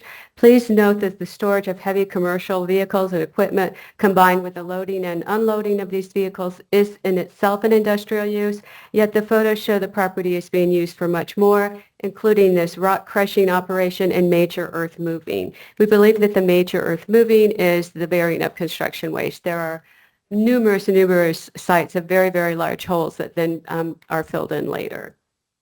The Planning Commission was also misled. Thank you so much. Thank you. It's And good. the Paceros were going to be given We're the going to let opportunity. them speak during the public comment phase. So I'm going to allow the applicant to come up and offer comment in opposition or to or against whatever was just said. To or against. Good, sir. You have 10 minutes as well. Yeah. Good morning. My name's William Barnes. I'm the owner of the property that's in question here. Wasn't real prepared for all this morning. Like I said, we're going to address some of the issues that they were bringing up there. I'm not a junkyard. That's not you guys, everybody's sort of saying that it's a junkyard. All the vehicles are registered, they're insured, they're in operable order. They're all parked there. It's not like a junkyard like you're saying down in Highway 80. I'm not that way. Basically, I'm a parking lot. That's what I was trying to explain. The last time I was up here, I park the equipment there, store the equipment there, and then when we have a job, we take it off that site, take it to wherever it's going to go, whether it be in town, Tucson, Fort Huachuca, wherever it needs to go to, Bisbee. Trying to think what I was going to say with all that. So And I guess that leads into like the rock crushing operation. We don't crush the rock there. We have the equipment there and it does sit there, but most of the time we crush it off site and then I bring it back there. I brought more rock that's in those pictures back because I was told that I need to put 2 inches of gravel down on the ground. So a lot of that rock has been brought in the last couple of months since July to be able to put down there because the county recommended that I put 2 inches of gravel down wherever I parked equipment, wherever I parked, the tractors and everything else like that. So I've been doing that. I've actually was working on doing everything that was approved in our first meeting in July. So, and then the only thing I've got left to do is basically put the fence around the property. And then that was supposed to, alleviate all these concerns and everything like that, because then it wouldn't have dust coming over. It wouldn't be an eyesore. I agreed to do all that. I agreed to the screening, I agreed to the fencing, it was all going to cost me money. And then I did agree with Mr. Montgomery, who was on the Planning and Zoning Board, that we should strike, the requirement that come back, and then after a year say yay or nay or indifferent if I could stay there. Because I was like, why am I going to spend all this money to put up a fence, put all these trees in here, put all the water lines in for them and everything else just for you guys to tell me I need to move. So I'm glad that got struck last time. In regards to coming and checking and see what I'm doing, and in regards to what everybody's concerned with these drone images, I did meet with with Matt and Sharon both out there at the gate. I guess I didn't read the fine print on the special use permit. All I asked them to do if they were going to come out to my property is please call me first, or send me an email, or let me know that you're coming out there. I was alerted by the neighbors in the neighborhood that they were sitting out on the road out there getting ready to launch a drone and wondering what they were doing. Now, that's sort of unnerving to me that anybody can just come out there and take drone pictures, and that's the reason why I was against the pictures. If they had asked for permission or sent me an email, said, hey, we're going to be out there on Tuesday at 2 o'clock in the afternoon, take some pictures, I'd probably been like, yeah, no problem. Let's get out there. I'll meet you out there. We'll go over the whole thing. It was one of those rare days that I happened to be there that I was able to interact with them. And I was mad, I guess is the best way to put it, that somebody could just show up there and take pictures whenever they wanted. All the pictures that were in their packet too, nobody asked me for permission for any of those pictures or anything like that. I don't go around take pictures of people's properties. I really don't think that's right. I mean, I guess in this case, it's to build a case against me, saying that I'm doing something really, really bad out there, but I'm not. I'm actually trying to improve the property. A lot of those pictures are actually, I sent a letter out actually to each of the appellants. I sent it out there. The Pizarro signed for it. I don't believe Ms. Bronson signed for it. I did send it certified, and I sent it to Cass. I can't think of her first name. I'm sorry. But I sent it to her, and she was the only one that called me on it. And I explained to her the whole thing. I'm like, look, I think there's some misinformation out there too. I agree that we don't have everything clear here. So all I'm trying to do is tell you that all I want to do is park equipment out there, clean up the property. I live next door to it too, so, it's one of those things that, like you say, you buy one trailer, then you buy next, and you buy next, and then next. So I was trying to clean up the property. We had some time off in December, January, and February because of the holidays and because of whatever was going on with the economy. Normally, my guys would never be on that job site or ever be out there on that property. But I tried my best to keep them busy through the holidays because that's always a hard time of year for people to recover from their bills and everything else from Christmas. So I kept them employed through December, January, and February, and a lot of the stuff that you see in those pictures, we were moving stuff around in there to make the property actually better.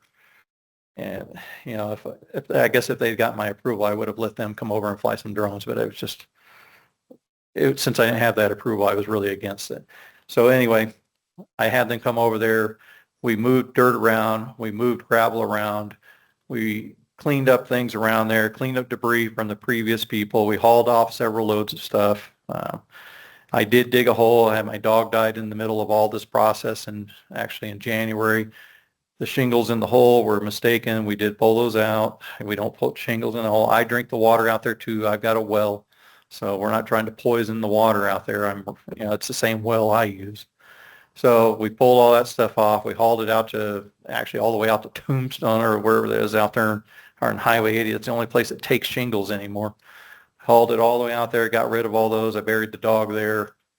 It's just, like I say, we don't bury scrap wire. Scrap wire is worth a fortune. So, I mean, why would we do that? And we darn sure don't bury metal and stuff like that. I mean, we could scrap all that stuff. If I can do anything to scrap and make some money in the time period we're slow, I'm going to do it. I'm not going to go bury this stuff. I mean, that'd be silly. And I mean, why would I do that? It just doesn't make any sense. I think there was a lot of accusations that, if somebody would just come over and ask or something like that, or picked up the phone, hey, what are you digging a hole for over there? I've been like, oh, trying to get rid of some stuff, and I got a dog that died or something. It's just, like I say, I didn't realize I was under the watchful eye of all my neighbors out there. I was trying to improve the property, trying to clean it up. It just so happened that all this coincided with when they filed the original complaint, which was in February. So, what do they say? No good deeds go unpunished. I was trying to do my best out there, get everything cleaned up when we had time off.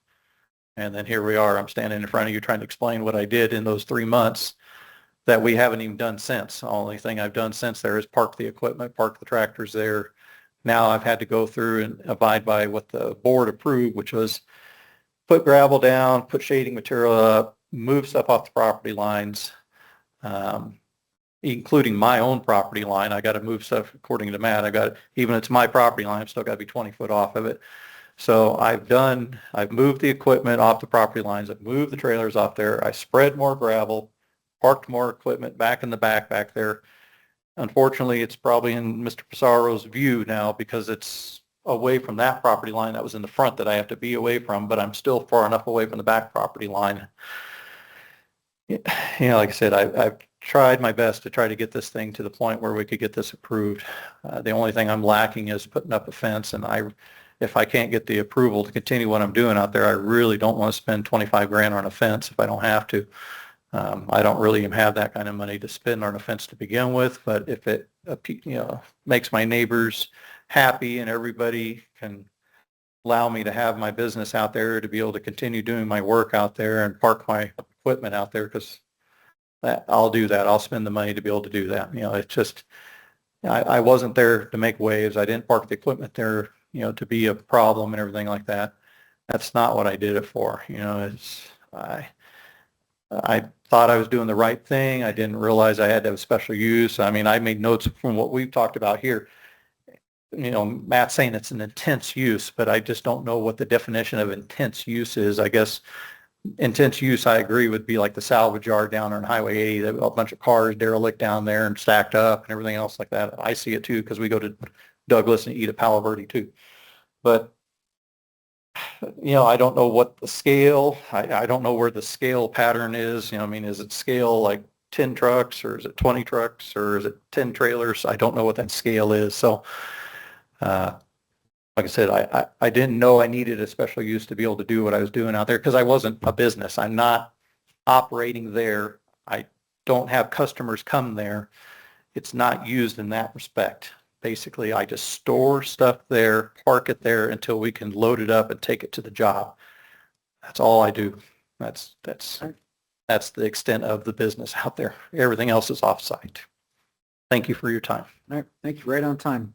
So we're going to go to the public comment now, and then we'll be able to bring up either the appellant or the applicant to ask questions if we have any questions for them.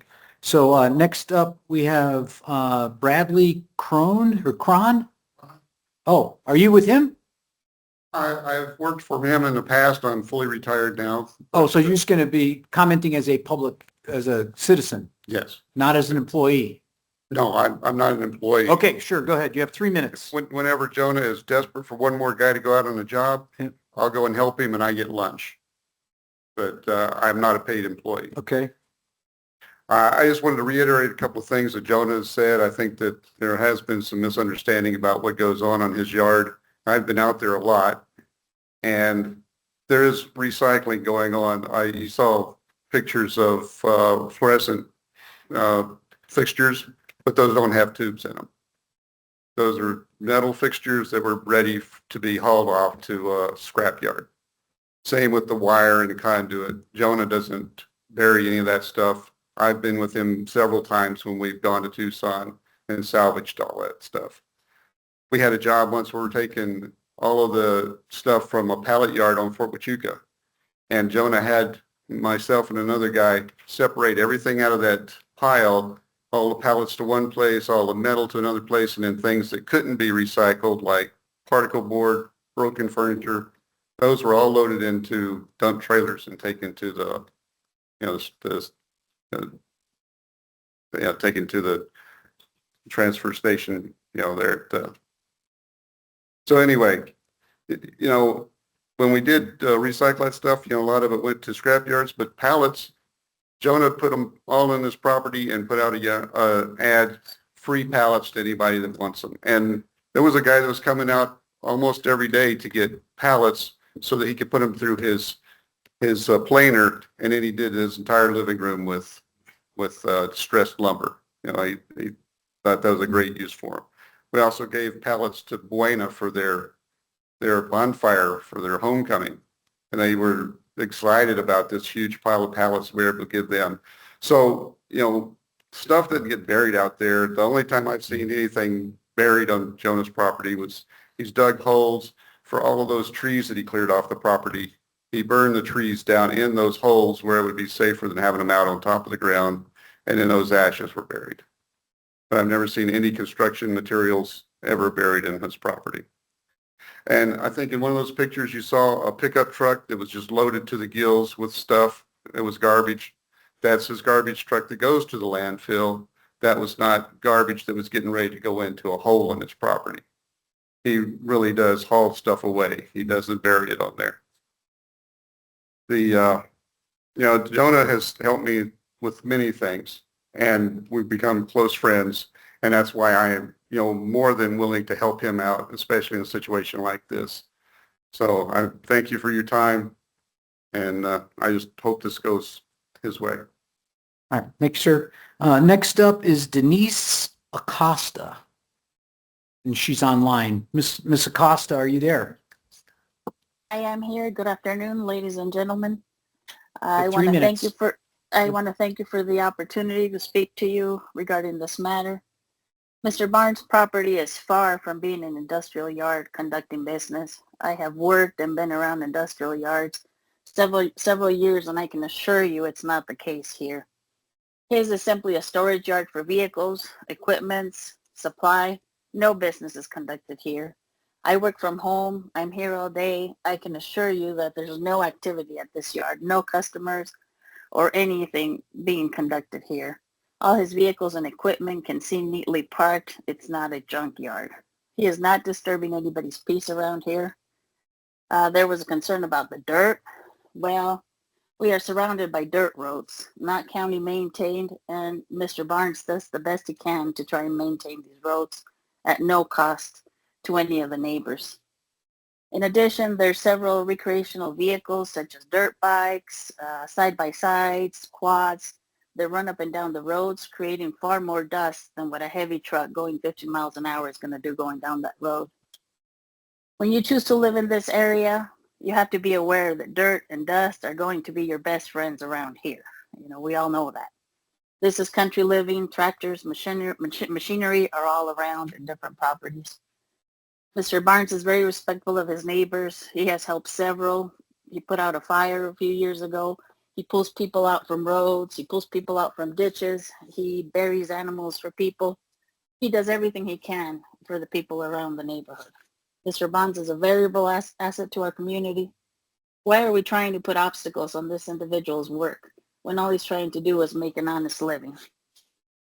There are several other businesses being conducted in the area where there's customers in and out, increased amount of traffic on those roads, but we're not picking on these people. We're just picking on Mr. Barnes. Everybody else is fine. Thank you for your time, and I just want to emphasize again the facts. This is a storage yard, not an industrial one, so let's try and be fair with Mr. Barnes. And thank you for your time. Thank you, ma'am. Next up, Cindy Pissarro or Bill Pissarro. Cindy? Gotcha. Hey, man, you have 3 minutes. Hi. My husband and I purchased. Could you bring the mic down? We purchased our property in 1994. Okay. We share our west property line and our south property line. The south is his 10 acres, and then he purchased the 4 acres in question a few years ago. He started ramping up. This has not been an established, it's been a house with 4 acres. RU4 for 32 years that we've lived there. We've never had a problem with any other neighbors. I have witnessed with my own eyes the holes with the construction waste in them. I'm the one who took all the photographs in question from my property. We have, it's a property dispute. It's not, nobody here is saying that Mr. Barnes is not a good guy. Nobody's saying that he's a bad man and he's a terrible guy. He's got plenty of people to come and say what a great guy he is. What he has done to this property has been terrible. It has been awful for us to live next to. It took our nice, my husband retired from the Army. We wanted our nice, quiet little oasis. We have that. Every other neighbor around us is respectful, is quiet. It's homes with 4 acres. Mr. Barnes bought the 4-acre property with the intent to grow his business. And he's done that. He's totally cleared off that land. It's all dirt and the way the wind comes off from the southwest, we get all the dust. My husband and I moved out there. We know we live in a dusty area, but compounding it with dust from this lot has gotten so much worse.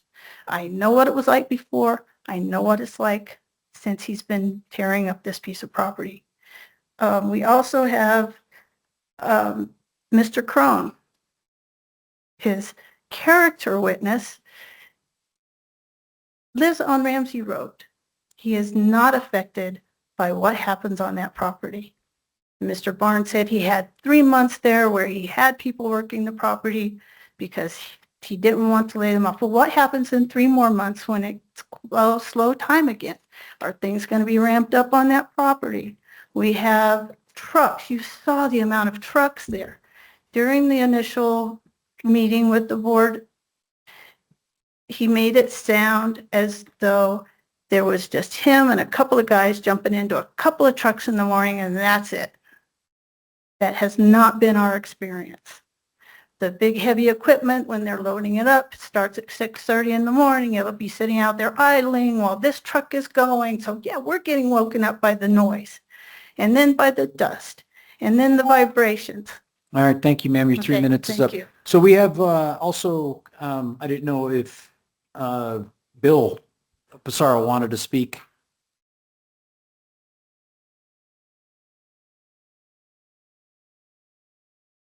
Somebody, I don't know if we could help Mr. Pissarro get the microphone down there. So.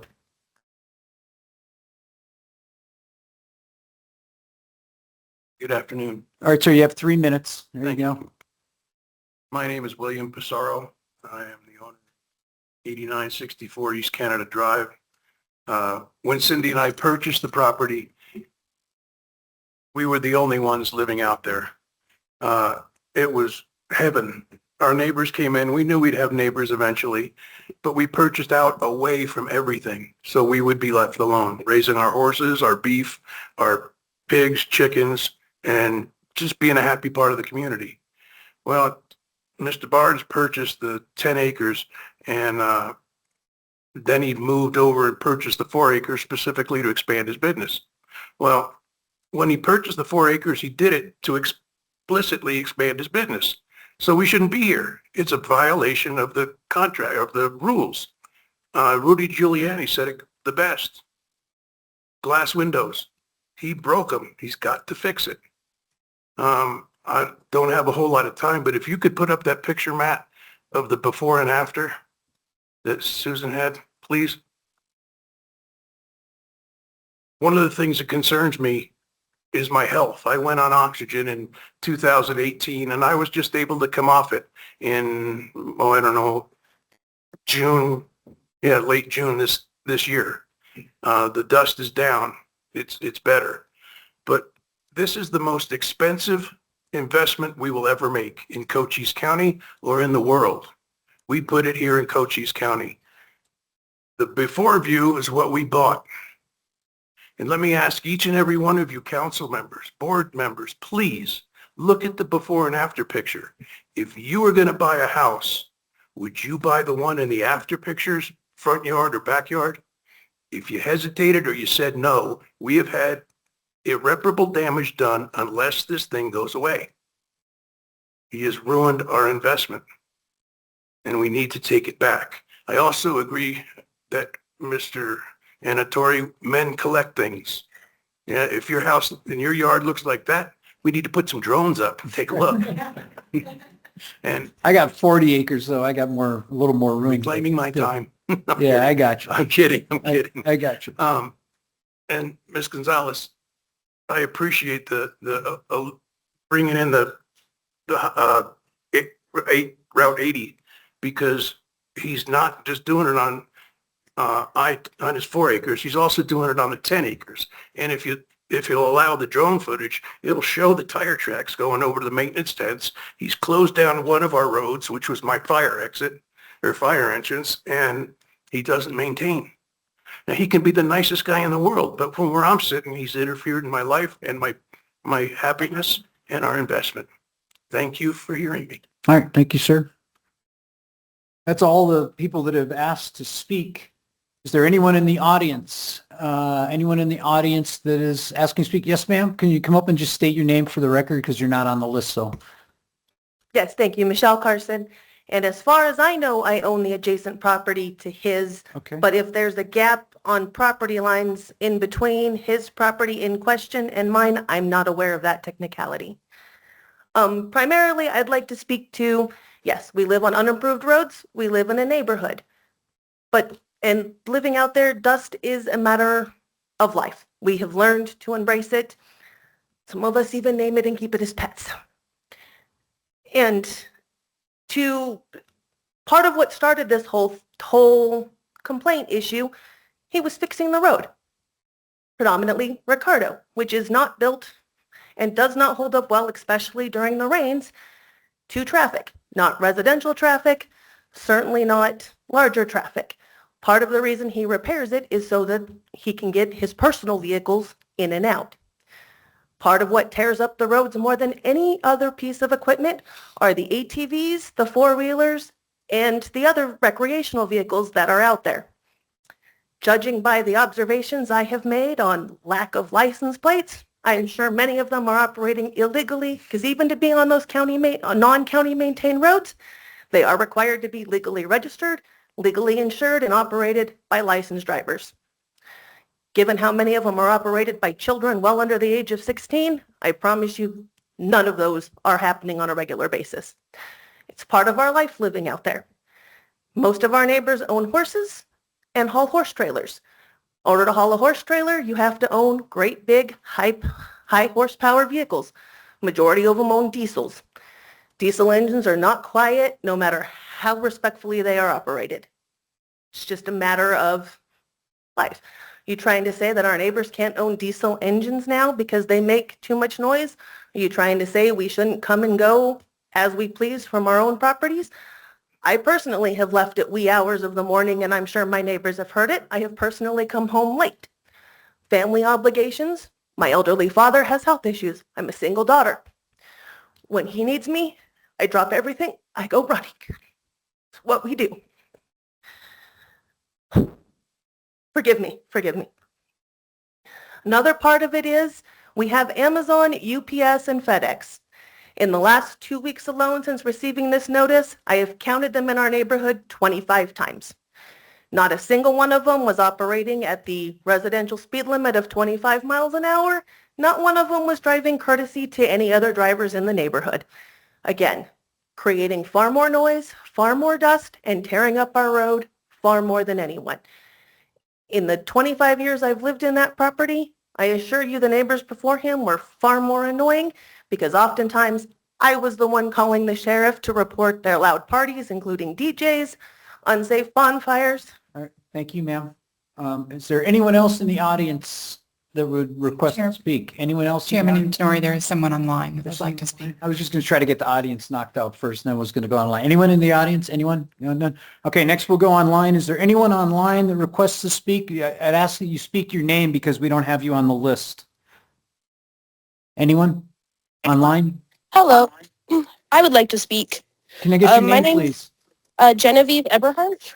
Okay, thank you. I am actually the daughter of Michelle Carson, and I have lived on Barataria my entire life. I actually just bought a house right down the street from there because I like the neighborhood, I like where we live, I like everything that's out there, as well as my husband owns a diesel that is far more louder than Jonah's would be. A diesel engine, you have to, with the diesel engines, you have to turn it on, you have to idle it to let it warm up, to let it go so that it can go. Because if you don't let those things warm up, if you don't treat them right, they're not going to work.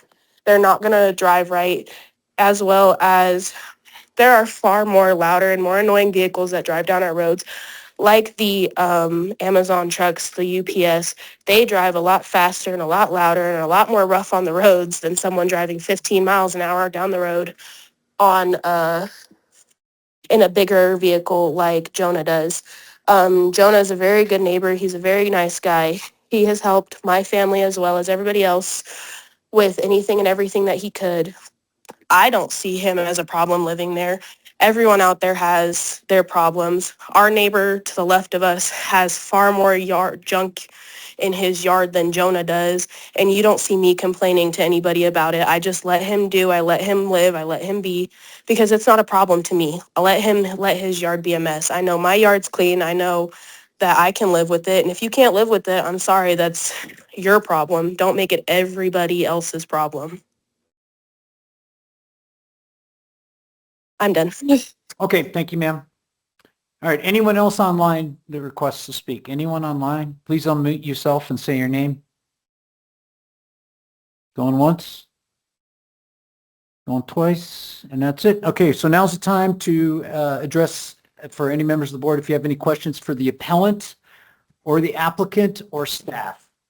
So does anybody have any? Hey. How about the chair of the P&Z Commission? Is that like? You could call her up if you want to call. Does she want to come up? Because this is very confusing. I mean, it's a he for me, it's a he, and they say he, she, it's whatever, right?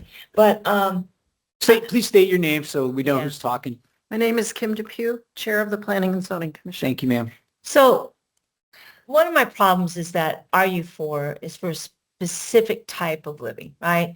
I understand, and this gentleman just bought, I'm sorry, Matt, recently he bought he's had the 4 acres. 2017. So at some point, 9 years ago, you still have to be responsible for knowing what you're zoned for. And when you start adding or doing a business or storage, then you have to apply or you have to go by the compliance. Because what I find we're doing as a county is catching up to people who have done things because they just haven't paid attention to what the zoning is. And maybe that was a way of life, 20, 30, 40 years ago. But as more people are moving into county, this is becoming a problem, right? So can you explain to me, with all the, things that they were not compliant with, why you feel the commission of the 7 that were there voted for it and 2 voted against, right? Okay. Just for the record, I was one of the nays, so Okay. I'll try and be even-handed. This construction yard is a special use allowed use in rural. So theoretically, if he had come before the commission in advance and asked to move on his containers and his trucks and his comings and goings on a daily basis, I think we would have been in a better position to restrict that, to notice the community objection, and maybe set up a better parameter, excuse me, sorry, in the beginning, rather than trying to catch up with this after the fact. I mean, he still has the code violations of the containers. And unfortunately, Mr. Barnes hit the nail on the head. This is all about intensity. What is intensity? Well, it's in the eye of the beholder. The neighbors were there first, living with their rural spaciousness. He moved in, he changed the intensity, he changed the scale, and this is what you've got now. So, I don't know if that helps, Ms. Bowman. No, it does help. So, yeah, thank you. Mr. Barnes, yeah, Thank you, Ken. what, I'm sorry? No, I said thank you. What kind of fence are you putting up? Are you putting just a net or are you actually putting up block? I'd plan to put up a metal fence, to be honest with you. I probably block with metal in between. Metal in between? Yeah, This is like a corrugated steel type fence? to be honest with you, I mean, I would probably speak with you guys. You guys got to look at it too. So, I mean, I plan to put block pillars and put metal in between because I don't think I can afford to do the whole thing out of block. I mean, I priced it just to do block pillars and then put metal in between. It's going to cost me about 25 grand if I did it myself. And that's what I was planning to do. So, So to bring, you're not the first guy. I've dealt with this. We did this 6-7 months ago at a yard in Wilcox. Same thing. Guy started out small business, grew, and then the neighbors started to complain, and he had several code violations. He went for a special use permit. It's planning and zoning.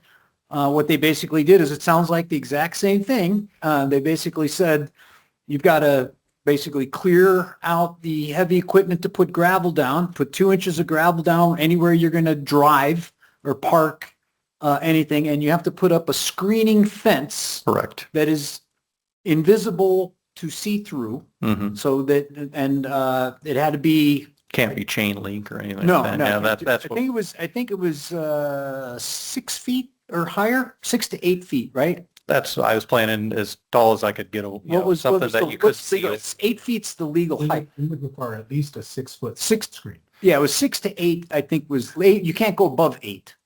Right, the wind would probably get it and blow it over. Right. So there was some rule. And then we had out there, we had the floodplain issue where he had to raise the fence up a foot to let the water go under, or build a flippable bottom that flipped up to let the rain wash through when it rained or whatever. He doesn't have that problem here, does he? No. No. So he can put the fence all the way down, all the way around, up to 8 feet tall. Correct. So if he went and got 8-foot sheets of corrugated steel, I think last I checked, it was $350 a foot. It's expensive, but Yeah. cheaper than block. Yeah, $350 a foot.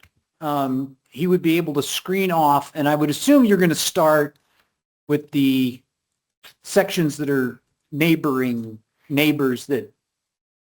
With Mr. Pizarro's property. Right, yeah. right. That's So- where I'd plan to start and work my way Right, around. eventually work out. What is the time frame for you to get that done? What are you talking here to when you start, when you put in the first fence in that first section along that one section of the property? How long is that going to take?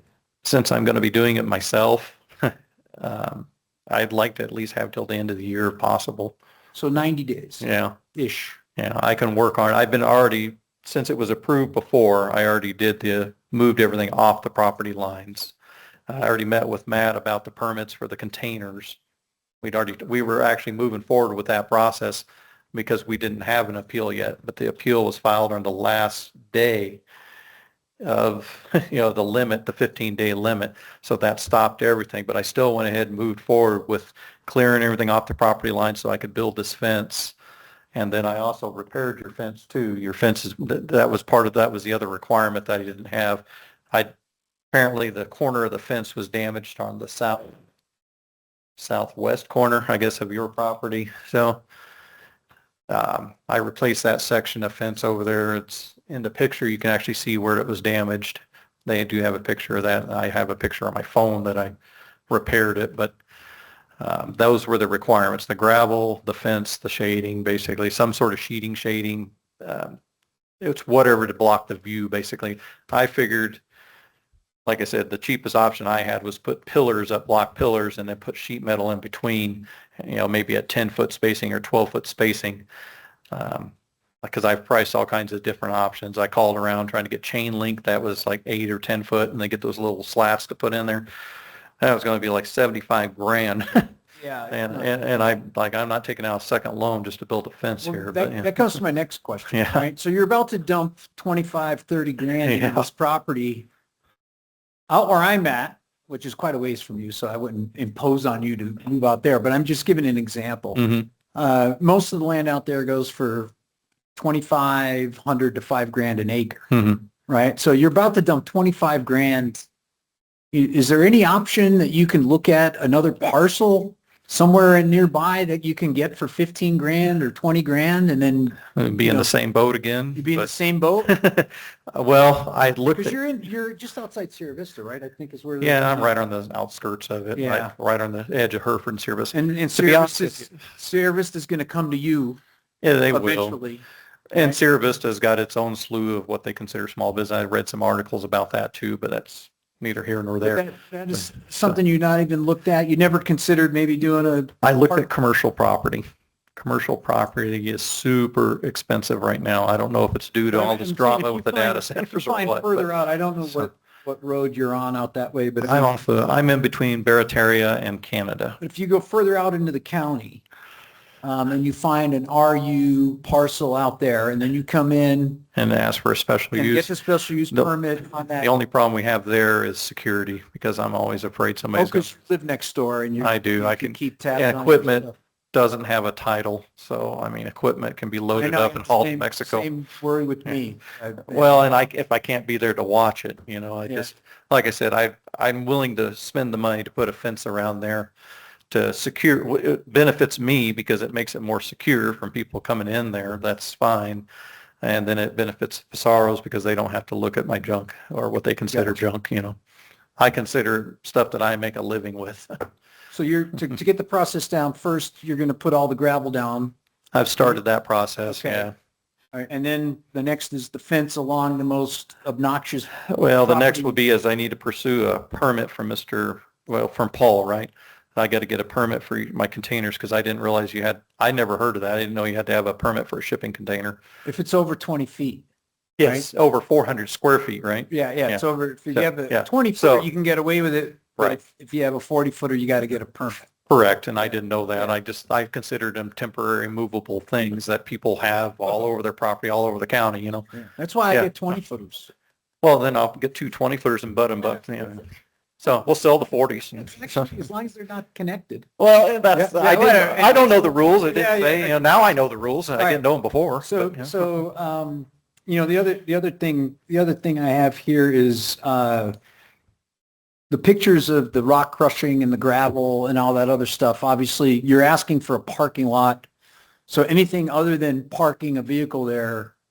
The rock crushing and gravel, I think, was construed that we were doing a lot of that there. We did move that equipment around when I was cleaning up around the yard So there. why do you have the crusher there? You know why I have the crusher? I spent a lot of money on that silly thing because I'm an electrical contractor, Okay. but we like to do underground work. I like to be able to dig to somebody's barn or somebody's shop or whatever it may be. Well, if you've ever dug close to the mountain, you'll know you run into tons of rock. Okay. Well, what do you do with that rock? Well, you can't put it back on top of the power line. It will crush the conduit. So I saw that little crusher. It's just a small thing about the size of this table right here, maybe a little bit smaller, at the show up in Las Vegas. And I thought, man, that's the key right there, because if we can crush those rocks up and put that back in that On trench for the fill Site of the. on the side of the customer's site, Right. and then either use that for fill over the conduits, and I'm making a little bit more money because I'm selling them their own rock back because I'm processing it. Plus, if there's anything left over, they can use it for gravel around their driveway.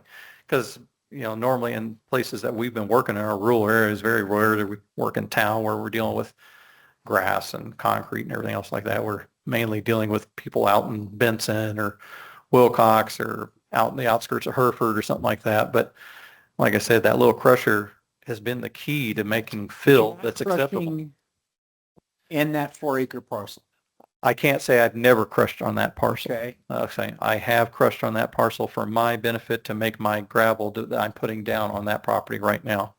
So I had a bunch of rocks that were from when we were digging stuff up. So I mean, anywhere you dig, you're running. And once into the bleachers. gravel's in, Yeah. once the gravel's in, there's No more nothing- crushing. There's no reason to crush on that property. Okay. You know, the purpose of that mobile crusher thing is to be able to load up on a trailer and take it to a job. It's not to do it there. Why? I mean, we don't process it. I'm not a rock yard. I'm not quarry. I don't sell rock. People don't come out there looking for rock, you know. But you're storing a lot of vehicles there, correct? The vehicles are stored there. But And so- realistically, it's only me and two other guys driving them. So it's not like I've got 50 people over there driving them every day. But this is becoming a place of business in a way, because even though you're not doing business, you're storing a lot of what you use for business But it's in a not being used residential there. area. But it's stored there. It's visually, you bring it on, you bring it off, you bring it on, you bring it off. But not every day. I mean, it's not an Because everyday thing. that is a lot. I mean, looking up there, that's a lot. I mean, it That's a looks lot to of me- money tied up in equipment. I understand that, but to a lot of people who have Don't bought their understand it. Mm-hmm. property, you know, that to them is their big investment too, right? Mhm.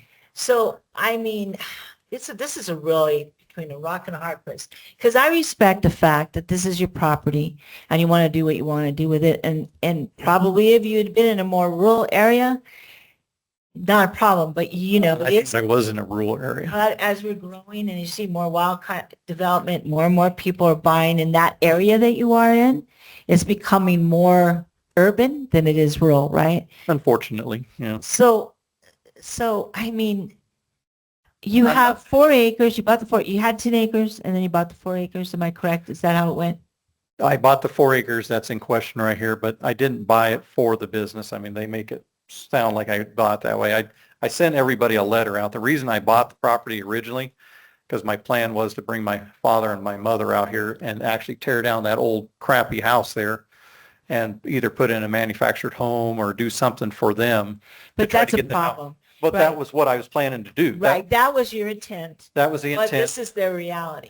Well, You this never is what ended up happening because Right. my mother passed away, and Right. now he won't come Nobody out. knows your whole story. They don't. You right? I tried to explain it. Like I said, I did send a letter out to the Pizarros, the cast. One of the things that I find happens all the time in these situations is where people aren't talking to each other. Correct. You know, so, you know, tempers get hot, you know, and then it's they say this, you know, they say whatever, right? He said, she said. And then it comes a complaint, and then that creates this whole kind of rolling down the hill with all this kind of animosity and misinformation.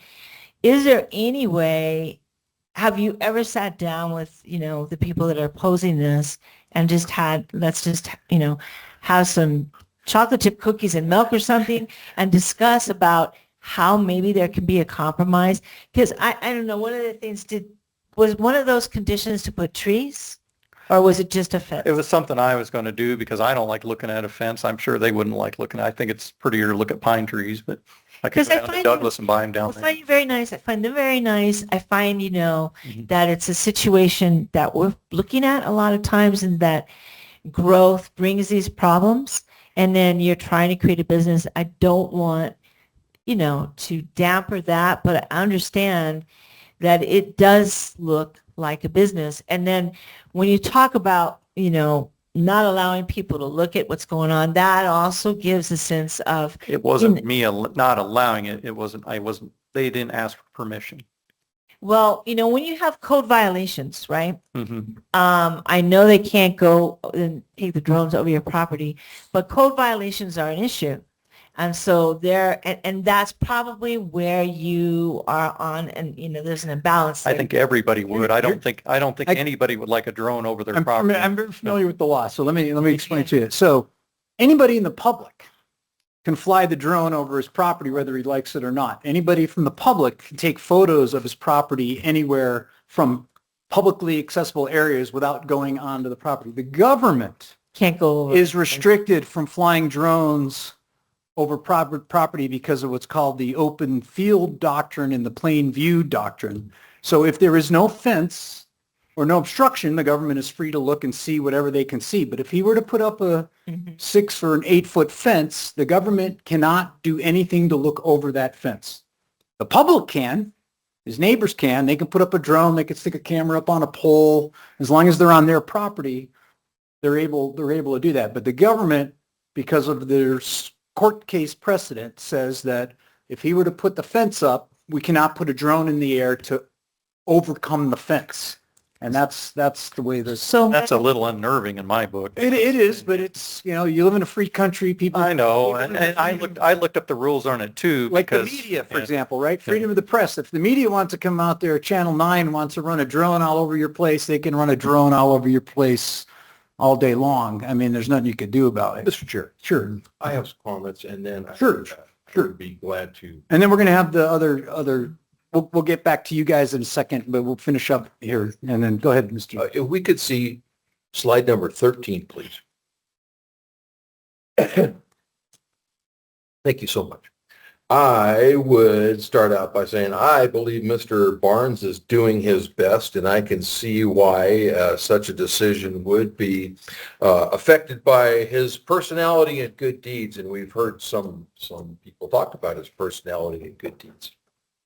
So when there is a split vote on the Planning and Zoning Commission or on the Board of Supervisors, I consider it a matter of the difficulty of the issue at hand, and that's kind of where we're at right now. I don't expect or want a rubber stamp Planning and Zoning Commission, and I don't want or expect a rubber stamp Board of Supervisors either. So I would like to tell the public and the applicant that we're not, quote, trying to build a case against Mr. Barnes, but rather we are trying to determine zoning matters. And so if I were to form the agenda item, I would form it to approve in favor of the appellants. That's what I would do. But if you would rather do other things and have a... Yeah, we got to do it legally.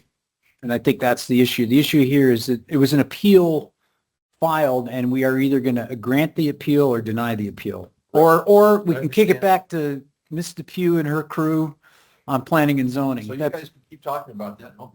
Okay, thanks. Yeah, we got to, sorry to take brief recess. If you need to step out for recess, Kathleen, you're free as soon as Mr. Crosby gets back, because we can't break quorum.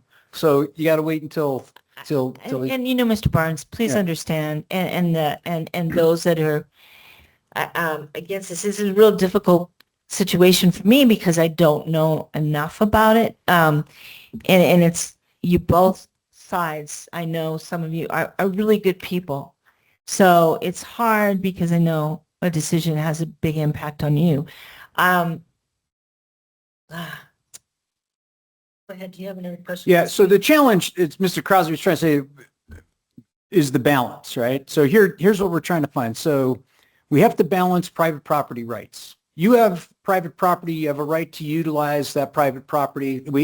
This is a constant discussion I have with various people. You control your domain on your property to a degree. The degree is to which when you start to affect the quality of life or the enjoyment of someone's neighboring property, and that's why we have zoning. Zoning is what creates that ability to regulate certain uses of certain properties so that you're free to do what you want on your property as long as you're not damaging your neighbor's property or destroying their enjoyment of their property. I think the court says the enjoyment is the word that's used. So we got to find that balance. And what I think planning and zoning was trying to do, and I think they did, because we've done this before. You're not the first guy that's been in this boat. So we had a similar issue out in Wilcox with a guy that started small, and to your credit, you built a business and that business grew, and you thought, well, I'm going to run it out of my backyard for now, and then when I get bigger and I'm making millions of dollars, I'll go buy a big, nice building with and that never happens. That never happens, right? Because you're always working the margins and dealing with all sorts of costs and everything. So you're always challenging yourself. Won the lottery. Yeah, you're trying to find a way to maximize your ability to make money without getting crazy spending money on stuff you shouldn't be spending on, as you just mentioned to me when I asked you the question about finding another possible property. So then the question comes to us. So here's a guy who's he lives there, but he's got a business and he's trying to make a living on his property that he bought and paid for, and he has a right to a degree to do that on his property. But then you have neighbors who also bought property and had the opinion of, I'm going to have my 4 acres and I'm going to have my peace and quiet, and I got this sort of change that is occurring that's causing problems. So the question is, can we mitigate their problems or the issues that are having an impact on their quality of life or the enjoyment of their property by imposing certain restrictions on your property. And I think that's kind of where planning and zoning came in, where, because we did this in Wilcox, we told them, okay, pull all your stuff out of the yard, put gravel down, spread gravel so you got 2 inches or so of gravel, wash the gravel down so the dust goes down into the gravel, and then put up a 6 to 8 foot invisible screening fence to block wind, to reduce the dust blowing, and to obscure the view from neighbors. And that was, we've done that. We have not heard a peep since that happened. The guy put the fence up, and I guess everything, I haven't heard anything. I guess everything, I'm assuming. Have you guys gotten any complaints back on the Wilcox property with the one neighbor right next door with the, have they? Mr. Chair, we continue to get phone calls. What's that? We continue to get phone calls. Oh, really? You still do? Oh, wow. I didn't know that. So we tried doing that out there, but I don't know. I guess. Well, I agreed to all those terms, and Yeah. I agreed to do that, even though it's going to cost me a lot of money to do that. But it was, like I said, in the long run, it's cheaper than buying another piece of property. Okay. Property values have just gone through the roof around here. I mean, It was in and around the city of Sierra Vista, yeah. well, yeah, And that's where your business is. I don't really and want your to be customers based out are. of Bisbee, or Yeah. How many employees do you have? just right now, just the two, because we're slow right now. Just you and 2 other guys? Yeah, 2 other guys, that's it. Okay. So, and then their trucks stay at their houses. They don't even come out. They come out So you got usually in the 2 afternoon to guys? get parts. Well, I guess it's a Well, Craftsman toolbox of equipment. like we were talking earlier, I mean, you buy a Right. trailer and you're like, oh, you buy a backhoe, then you need a trailer for said backhoe. Right. It's just like, so And the backhoe's not big enough because you got a big job, so you got to go buy a bigger so backhoe. then you buy an excavator, then you buy Yeah. a skid steer, and then you Right. buy a better skid steer, or you try to. And it just, I got you. yeah, but like I said, the stuff just sits there.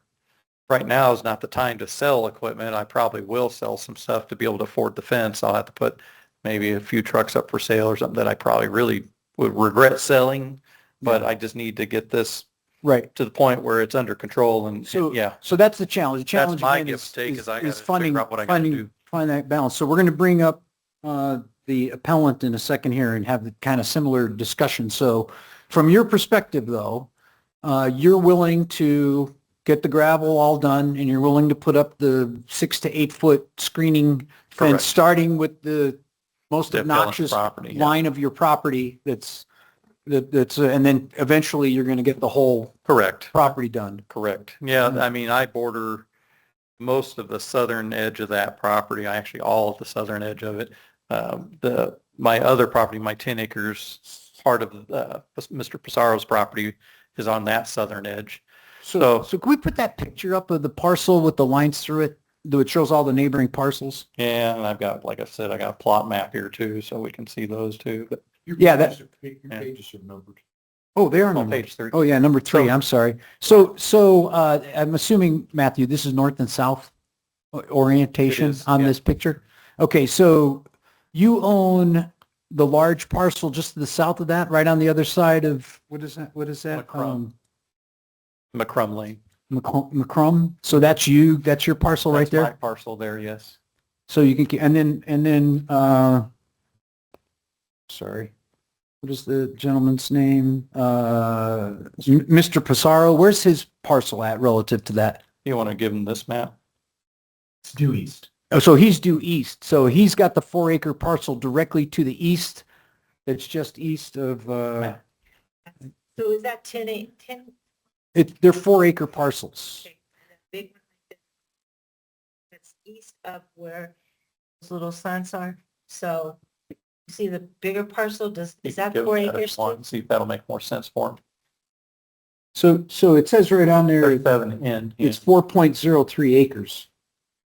Right? So that's Mr. Pizarro's property right there? No, he's to the east, the 7 in there. Yeah. He's where?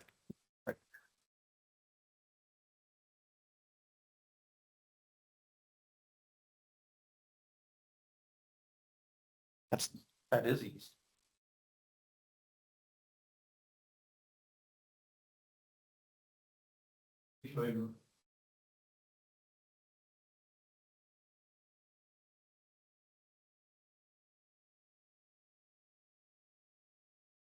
Yeah.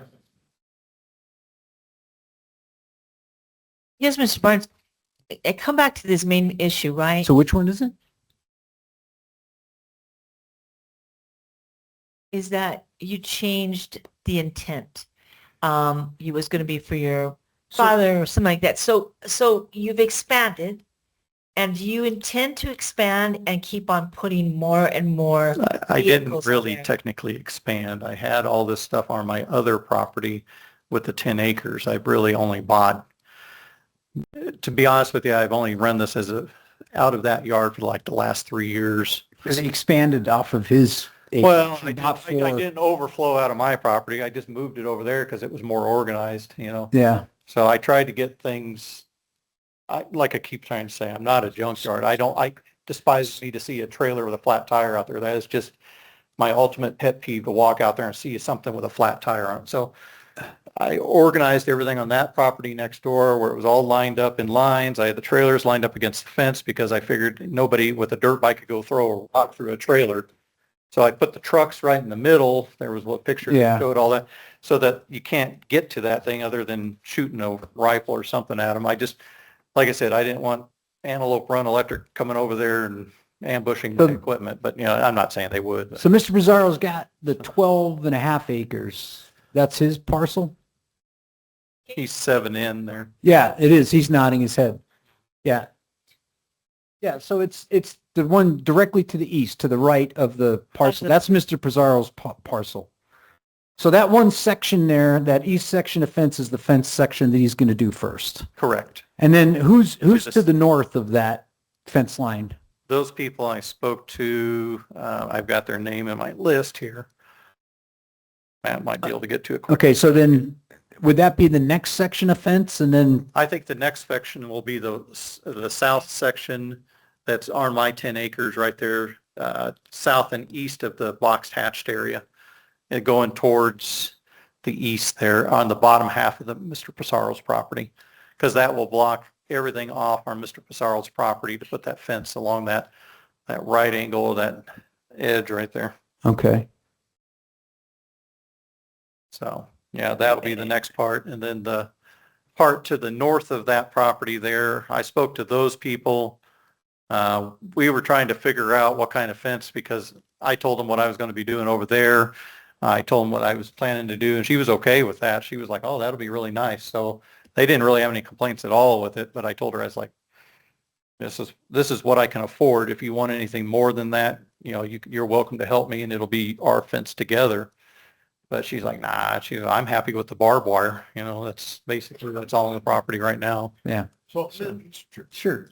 What are we trying to do here? Are we trying to cure everything? No, I'm just trying to find the remedy, and I think we have the remedy, because I think planning and zoning is using a similar approach that we've used before, and it sounds like a reasonable accommodation, but I want to make sure we accommodate Mr. Pizarro's issue with dust and the site and everything else. Well, and I really think the gravel will help a lot of that. Gravel, I'd love to tell you I'd go out there and water it 10 times a day and everything else, but we're not out there 100 times a day moving equipment out there. We're not Circle K, we're not Walmart. Right. I come out there in the morning, I get there, usually this time of year we get there at 7. So in the winter months, we'll get there at 8 because it doesn't get light until after 8. So we get there at 7, we pick up whatever we need, and we're gone by 7:30. Okay. We don't sit there and idle a lot or anything else. The only thing that may idle any length of time would be one of the trucks that has air brakes, because it has to air up the brakes to be able to release them. So, Mr. Chair. Yes, sir. Yeah, like I said, what are we trying to do here? Well, we're going to bring up the appellant real quick. Well, let's just us talk about what are we going to do here, because we got 4 choices. We've got approve, modify, deny, or remand. So I said, if it was for me, if I was going to make the motion, I would vote to approve in favor of the applicants. And so, do I understand that you would not approve? I don't know. Let's go to Mr. Pinckney on this one, because he's the legal expert, and I think maybe Matthew might be able to chime in too. The point is so that while we're here, we can tell each other how we're inclined to vote. Right. So what I'm getting at is following the normal court process, right? So you had your first day in court, now's with planning and zoning. Planning and zoning basically ruled in favor of the applicant, and he was off and running. And then within 15 days, the neighbors are allowed to file an appeal, which is what the neighbors here did. So this is like an appeal to the next level court, and that's us. We're the next level court in the appeals process. So the question before the court, for lack of a better term, is to approve or deny the appeal. Not necessarily. Because we also have modify or remand. I- So I- it sounds like what you want to do is modify or remand. Is that correct? We can talk about what our inclination. No, I got you. So, I want to. Are you inclined to modify or remand? Well, I'm going to go back to what P and Z came up with, right? And again, we've done it before with other similar situations where we require the gravel and we require the fencing and we preclude the use of any equipment that makes noise like crushers and other things on site. So if he's only doing a laydown yard or a parking lot, and he's only coming in there to pick up equipment and leave equipment, if he puts up the fence and puts the gravel down, I think that's a reasonable accommodation. And that's a condition that was placed on him by P and Z. Okay, so. And put up screening. Sure, let me just ask you. Sure. Do you want to modify what? I don't Is that what you want to do right now today? You want I to don't modify? think we need to modify the conditions that have already been imposed by planning and zoning. I just have a problem. My problem is, are you going to keep adding more equipment? And my other question, because, and don't take me wrong, but I have to ask this, you've violated the codes already.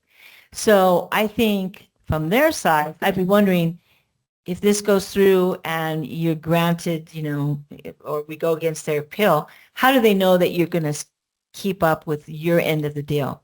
Because I've also seen where it's gone through and then the people, let me take the junkyard because that really bothers me.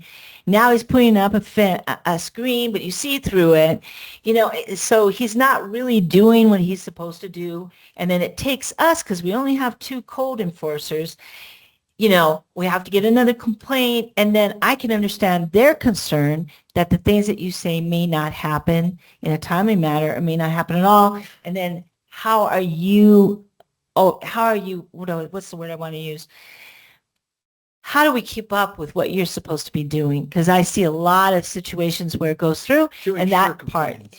Sure. Well, we could send the code inspector out there again if you'd like. I mean, if that would be. If I may inquire of Madam Gomez, is your inclination today to approve in favor of the appellants, or is your inclination to modify or remand? I just feel that this is such so much information that I don't like to rubber stamp, as you said. But let me finish. I don't like to rubber stamp. I like to feel positive about how I vote. I know that this is probably going longer than you would like, but I'm afraid I'm thinking more of remanding or having them meet again and try to come up with more of an assurance of compliance. We're not going to settle it today. Well, no, I don't know. But kicking it back to planning and zoning is going to do what? I know, that's true. Well, you have additional options, or what we're talking about now is the applicant doing a whole bunch of remedial stuff.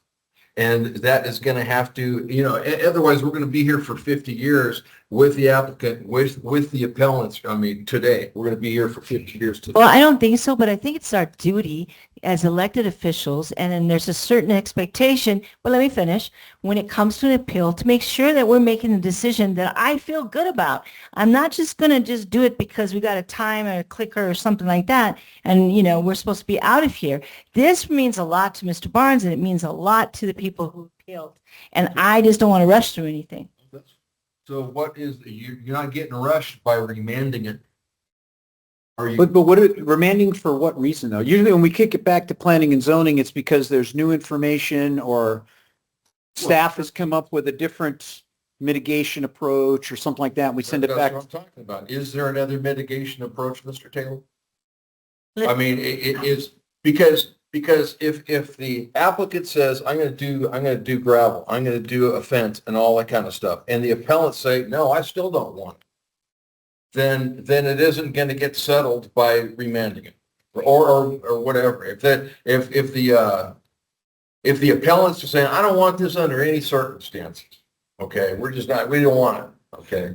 Well, maybe that we can ask them if that's the case. But can you say again, Matt, what was the staff's recommendation? The conditions that he has to meet To be able for then, for the conditional use permit and to cure the zoning, the code violations. What does he have to do? So the question is, what was our recommendation for the original special use right today? What is your recommendation? today? Well, when you came to us for an appeal, what is the staff recommending? We're not recommending anything. He's So- neutral on the appeal. On the appeal. He's You're neutral. on the- Okay, so on the Yeah. original one application, when it first came to planning and zoning, what was the staff's recommendation? Supervisor Gomez, and they're on the screen. Okay, so just summarize them for me. Recommended a 1-year time limit for the applicant. Okay, that to got taken square off. Property away. And then we have offered the applicant a 1-year modification clause to go back to P and Z to modify or remove conditions. So our intent here was to have the applicant quickly try to resolve some of the issues on the part of the neighbors and through this process. And we had 5 standard conditions that the chair has mentioned that we've used in other cases when it comes to screening and gravel, setbacks, obtaining permits for unpermitted structures. The commission struck the first 2. They kept the last 5, and then they added a condition to damage the fence shared with the historics. Okay, can we talk to the appellants then? Yes, we can. Thank you, sir. Have a seat. So we'll bring up, and again, on behalf of the appellant speaking was Ms. Bronson. So Ms. Bronson would be the person we'd have to talk to since she's the appellant technically. Well, you spoke as the appellant, so by definition, you're the appellant. So, Right. so you did the 10-minute piece. Okay, thank you so much. So hang on. You don't get to add extra. We're getting a cross conversation. Yeah, hang on a second. Hang on, could you guys not talk? Yeah. So we're bringing you up to ask you questions. You don't get to speak again. So you each got 10 minutes to speak, and then you get a Q&A from the board. So this is the time for board members to ask you questions. So Ms. Gomez, do you have questions? Is there any way that you feel with all these conditions that you guys could live with your neighbor?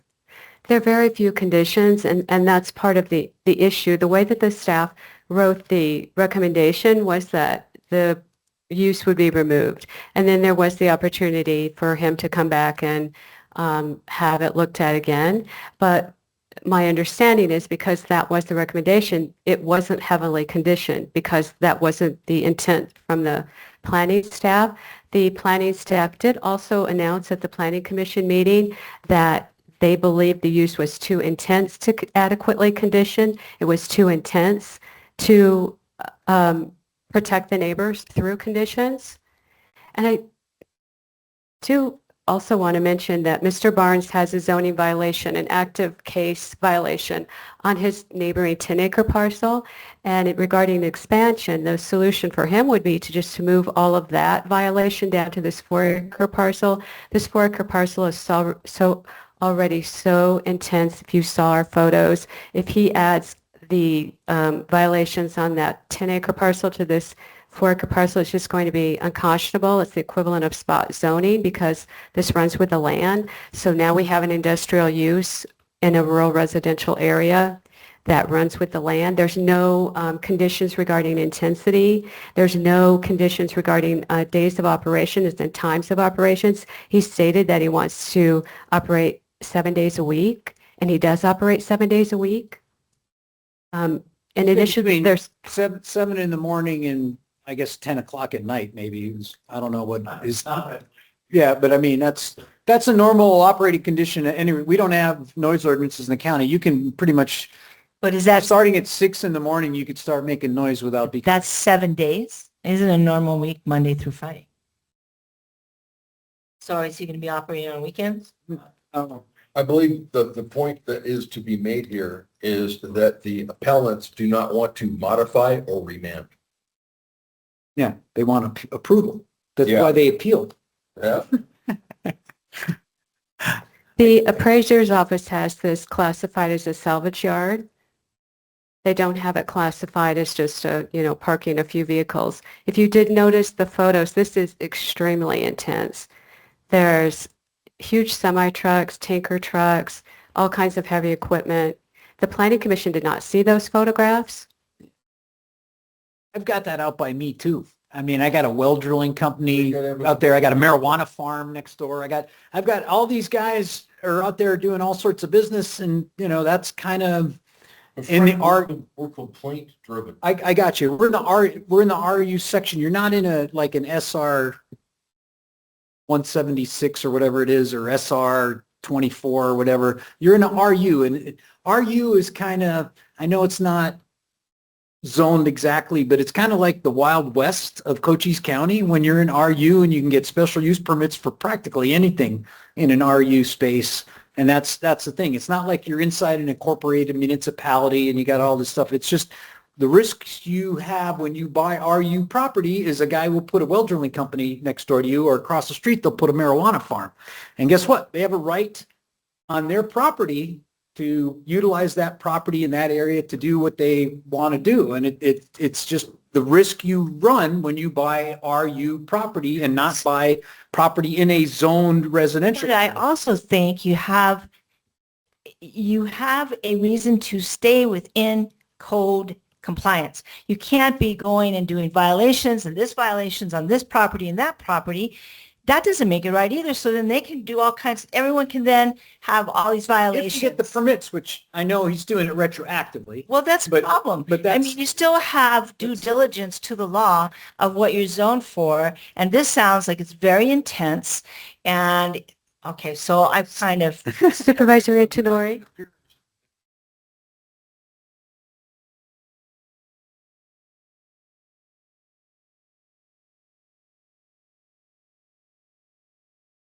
It will not resolve the situation. This is an industrial use. And regarding the zoning, the comp plan does have different designations under RU4. So our area has the designation of very low density residential versus some other zoning districts that are RU4 do not have that classification under the comprehensive plan. Yeah, the comprehensive plan is a plan. It's not anything that's binding. What's binding is zoning. Zoning is binding. That's true, but this is how people go forward. Special use authorization. We've got the options. We're trying to, we looked at that option and now it's here. I mean, the other side of the equation is you get it zoned residential, right? And you go out and you get everybody to rezone it and do a mass rezoning of that area to get it rezoned residential. Then he's out. Because he's not residential, but it's RU. RU, you have property rights or RU with low intensity. So then why do we have low these intensity things? though? It doesn't have to be low. RU does not have to be low intensity. But in the comprehensive plan, so why do we do one if we don't follow it? Why do we have one then?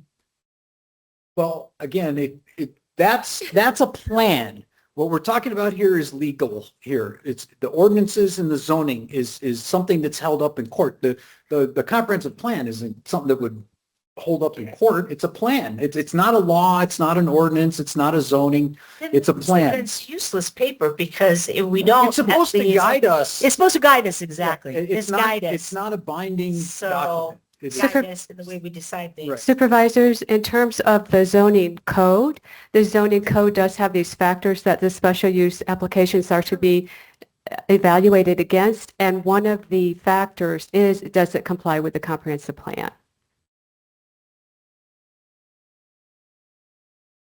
There's also lack of transparency, the fact that he would not allow droning. My understanding is the staff asked 3 times to drone, and they did call ahead regarding the appeal. They were still denied, so you don't have an informed decision made by the Planning Commission. They did not see the site because they lacked that information. And the government does not have the authority, if the property owner doesn't want us to go on the property or drone the property. But then if you're going to have the situation. It helps his argument if he lets the code compliance guys and the drone on the property, but it shouldn't hurt his argument either if he doesn't, because he has the right to say, I don't want the government surveilling or photograph my Well, when property. you have code violations, then you would want to be more transparent. Well, no, actually, the opposite would be Well, true. If but I had a if you were code doing the violation, the right last thing I want of course. is Matthew flying drones over But my if you house. were doing the right thing, you would. Well, If but- you but didn't again, want to get caught, then you wouldn't. That's not, that's not. why not. Oh, Well, it's, Our guys all right. listed it in. I'm at a, I've already kind of, Okay. Appeal. I- Here it is. It's I- page. I think I made my decision. okay, I think I'm at my point. I think I'm at my decision point too. Okay. Thank you so much. Yes, thank you both. Yeah. So, all right, any last minute discussion before I make a Okay, motion? Okay. Go ahead. Okay? What's the motion? My motion is going to be to deny the appeal and allow the conditions set forth by planning and zoning to go forward. Okay. Any amendment to my amendment? Do you want to say anything?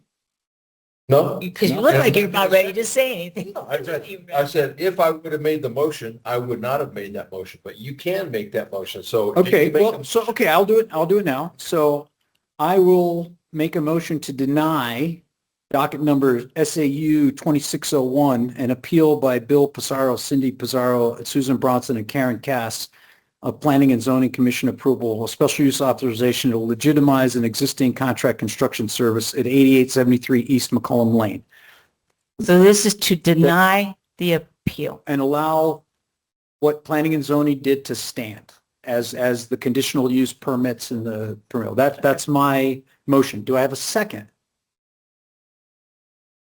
Well, I don't have a second.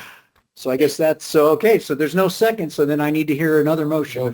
The motion dies. The motion dies, so Okay. I need another motion. I will make a motion. Okay? Mr. Chair, I move we approve docket SUA 26-01, an appeal by Bill Pizarro, Cindy Pizarro, Susan Bronson, and Karen Cass appellants of Planning and Zoning Commission approval of special use authorization to legitimize an existing contract construction service at 8875 East McCrum Lane near Sierra Vista Supervisor District 2. So can I ask the lawyer? So a name means, okay, Gotta be, there is either a second. or- okay, I second. Okay. All right. So then just So- explain real clearly what a yay and a nay is. Okay, so the motion is to approve the appeal. Okay. So a yay on the appeal would Approve the appeal. approve the appeal. And reverse the planning and zoning. Okay. Right. So it would be reversal of planning and zoning. Okay, So so we're clear. I'm clear. The motion is to approve the appeal, which would be to reverse the Planning and Zoning Commission's decision and deny the special use permit. That's what I understand. Okay, that's the motion here. Okay, any discussion on that? No. All right. No further discussion then. The motion before the board is Did we to, second? you second. Oh, I second it. Yeah. So with no further discussion, the motion before the board is to approve the appeal of Bill Pizarro, Cindy Pizarro, Susan Bronson, and Karen Cass of Planning and Zoning Commission approval of a special use permit authorization to legitimize an existing contract construction service 8873 East McCrum Lane in Sierra Vista. All those in favor say aye. Aye. Aye. Nay. So the appeal is granted. And I'd just like to say why I voted that way, because it's just, I think it's too intense. I think it goes against what that area of the comprehensive plan, which is tied into zoning. And I do feel, I apologize, but I have to go with what my instinct is telling me and from what I've heard. So stop laying gravel down and go find another parcel, I guess is what you're going to have. All right, so that's it. Thank you. Motion passes 2-1. All right, we'll move on to agenda item number 11. Can I get a motion, please? Mr. Chair, I move we approve the addition of one part-time elections assistant position with the elections department to support the overall structure and operational needs of the department. Second. All right. So we'll go to Ms. Avant, who's here to give us an explanation. Hey, can we keep please order in the room. We need to keep the secondary. Please move out into the foyer. for your discussions. We're still conducting business here. Thank you so much. Ms. Avant, go ahead. Thank you. Good afternoon, Chairman Antonari, Vice Chair Crosby, and Supervisor Gomez. The Elections Department is requesting approval to add a part-time elections assistant position as part of a broader restructuring of our staffing model. Since becoming the elections director more than a year ago, I have seen firsthand what it takes to successfully administer an election from start to finish, including the workload, statutory requirements, and the many moving parts involved in conducting an effective and a secure election. Our current structure consists of 3 authorized positions. During vacancies, we may operate with only 2 employees while still being responsible for meeting all statutory deadlines and requirements. Operating with only 2 employees is extremely difficult and places a significant strain on our department. Adding an additional part-time position will help fill critical gaps, support workload distribution, and make the overall staffing model more sustainable. The proposed structure would be 1, the elections director, 2, the elections program coordinator, 3, the elections warehouse clerk, and 4, the part-time elections assistant. The restructuring will better distribute responsibilities, strengthen cross-training, and provide additional capacity for election preparation, ballot processing, early board activities, tabulation, and other essential functions. Also, all Elections Department employees will be required to obtain and maintain the Secretary of State certification and will be cross-trained to assist with essential functions permitted and required by law. This request is not simply about adding another position. It is about creating a sustainable staffing structure that allows us to properly manage the workload, protect the stability of operations, and ensure we have the personnel necessary to conduct an effective election from start to finish. I also want to clarify fiscal impact. There is no immediate fiscal impact associated with adding this position. The Elections Department will utilize its existing staffing budget to fund the part-time election assistant. I am very proud of the work the department does, and I believe this restructuring will provide the support needed while strengthening the Elections Department as a whole. I respectfully ask the board to approve the addition of the part-time elections assistant position. Okay, thanks. Any questions for Ms. Avant? No, we just need to we need to get more money so we can hire enough people that be able to do the job that's required of the county. So I'm in favor. Thank you. I'm in favor also. We are not going to scrimp on elections. All right. So any additional discussion of the board? None. Hearing none. The motion before the board is to approve the addition of a part-time elections assistant position with the Elections Department. All those in favor say aye. Aye. Aye. Aye. Motion carries 3-0. Excuse me, Part-time Mr. position Chair, is approved. I did have a Oh, I'm sorry. I'm so sorry. I'm so sorry. Somebody needed to speak. I blew that. I take it back. So Miss Morse, are you still there? Yes, I am. You go ahead. You have 3 minutes. I'm so sorry. I was just Thank you, trying, Chair. we're running late and I'm trying to hurry up. I apologize. Totally understand. That was a long agenda item. Yeah. As I So you have stated 3 earlier- minutes. Go ahead, ma'am. Thank you. As I stated earlier, I'm a Cochise County citizen, a registered voter, and not affiliated with any political party, organization, group, or movement. I do not hold any public office. I don't have any aspirations to do so, and I am not a public figure. I want to express my support for this agenda item to hire an extra election worker with the condition that this person and the rest of the Elections Department, excuse me, faithfully and steadfastly uphold all election laws and not cave to any questionable actions that might result in additional legal costs to this county. I am deeply grateful for all election officials, support staff, and volunteers. And as Ms. Girodette said, there are many, many people involved who make our elections run smoothly, fairly, and securely. And you are not thanked enough for your hard work. Your jobs are essential to Cochise County citizens who want to exercise their rights to vote and have their votes counted. This board has publicly endorsed candidates who have openly promoted falsehoods about previous elections. This board has also expressed a desire to litigate election law and to exclude the county administrator and county attorney from executive sessions. It would come as no surprise to anyone if this board attempted to disrupt or delay our elections as they did 4 years ago. We have faith in your abilities and trust you, election workers, that you will seek out fact-based and legally founded answers to questions you may have if and when you are presented with any directives that you may find uncomfortable. We trust that you will utilize resources available to you in the offices of the Secretary of State and/or the Arizona Attorney General to clarify any doubts you may have. Many eyes are focused on Cochise County, and we are counting on you to make the right decisions, even if they conflict with what you may be asked to do. You election workers will likely come under great scrutiny in the upcoming months, perhaps more than we saw in 2022. Note this was not the case in 2024. I urge you to exercise prudence and due diligence by always choosing to adhere to the highest level of personal integrity at all times. Thank you. Any comment? Since this is an agenda item, members of the board are free to respond to any comments she may have made. Well, I was just gonna maybe ask Joe Casey, you gave me this document yesterday, as you recall. Could you read it? I haven't read it yet. And so I'm pretty confident that my colleagues have not read it either. Could you tell me what this is? I know it has to do with elections. Well, that's in a draft mode, not ready for explaining to the public. So I'd rather have that conversation one-on-one with you, sir. Once I read it too, and I'm sure Kathleen. Okay. All right. So with that, we'll move on to agenda item number 12. So can I get a motion to move as agenda item number 12, please? Certainly.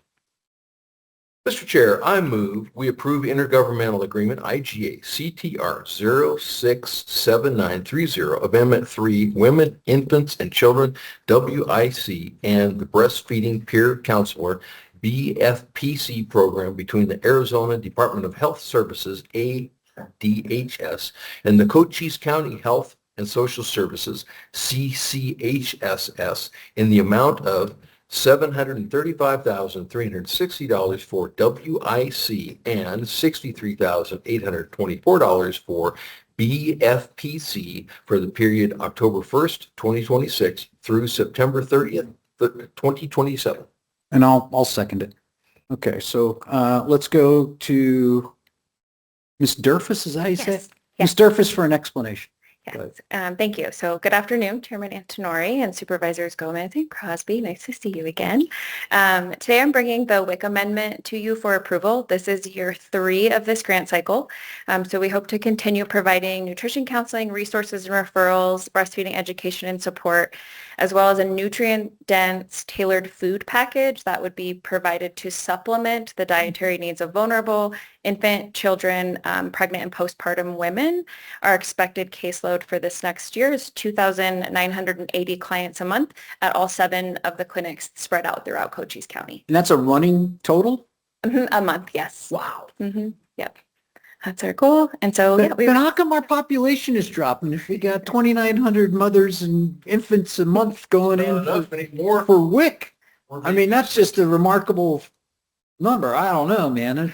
Something's not jiving, you know. College. Yeah, and they all graduate, like 75% of the graduating class leaves the county.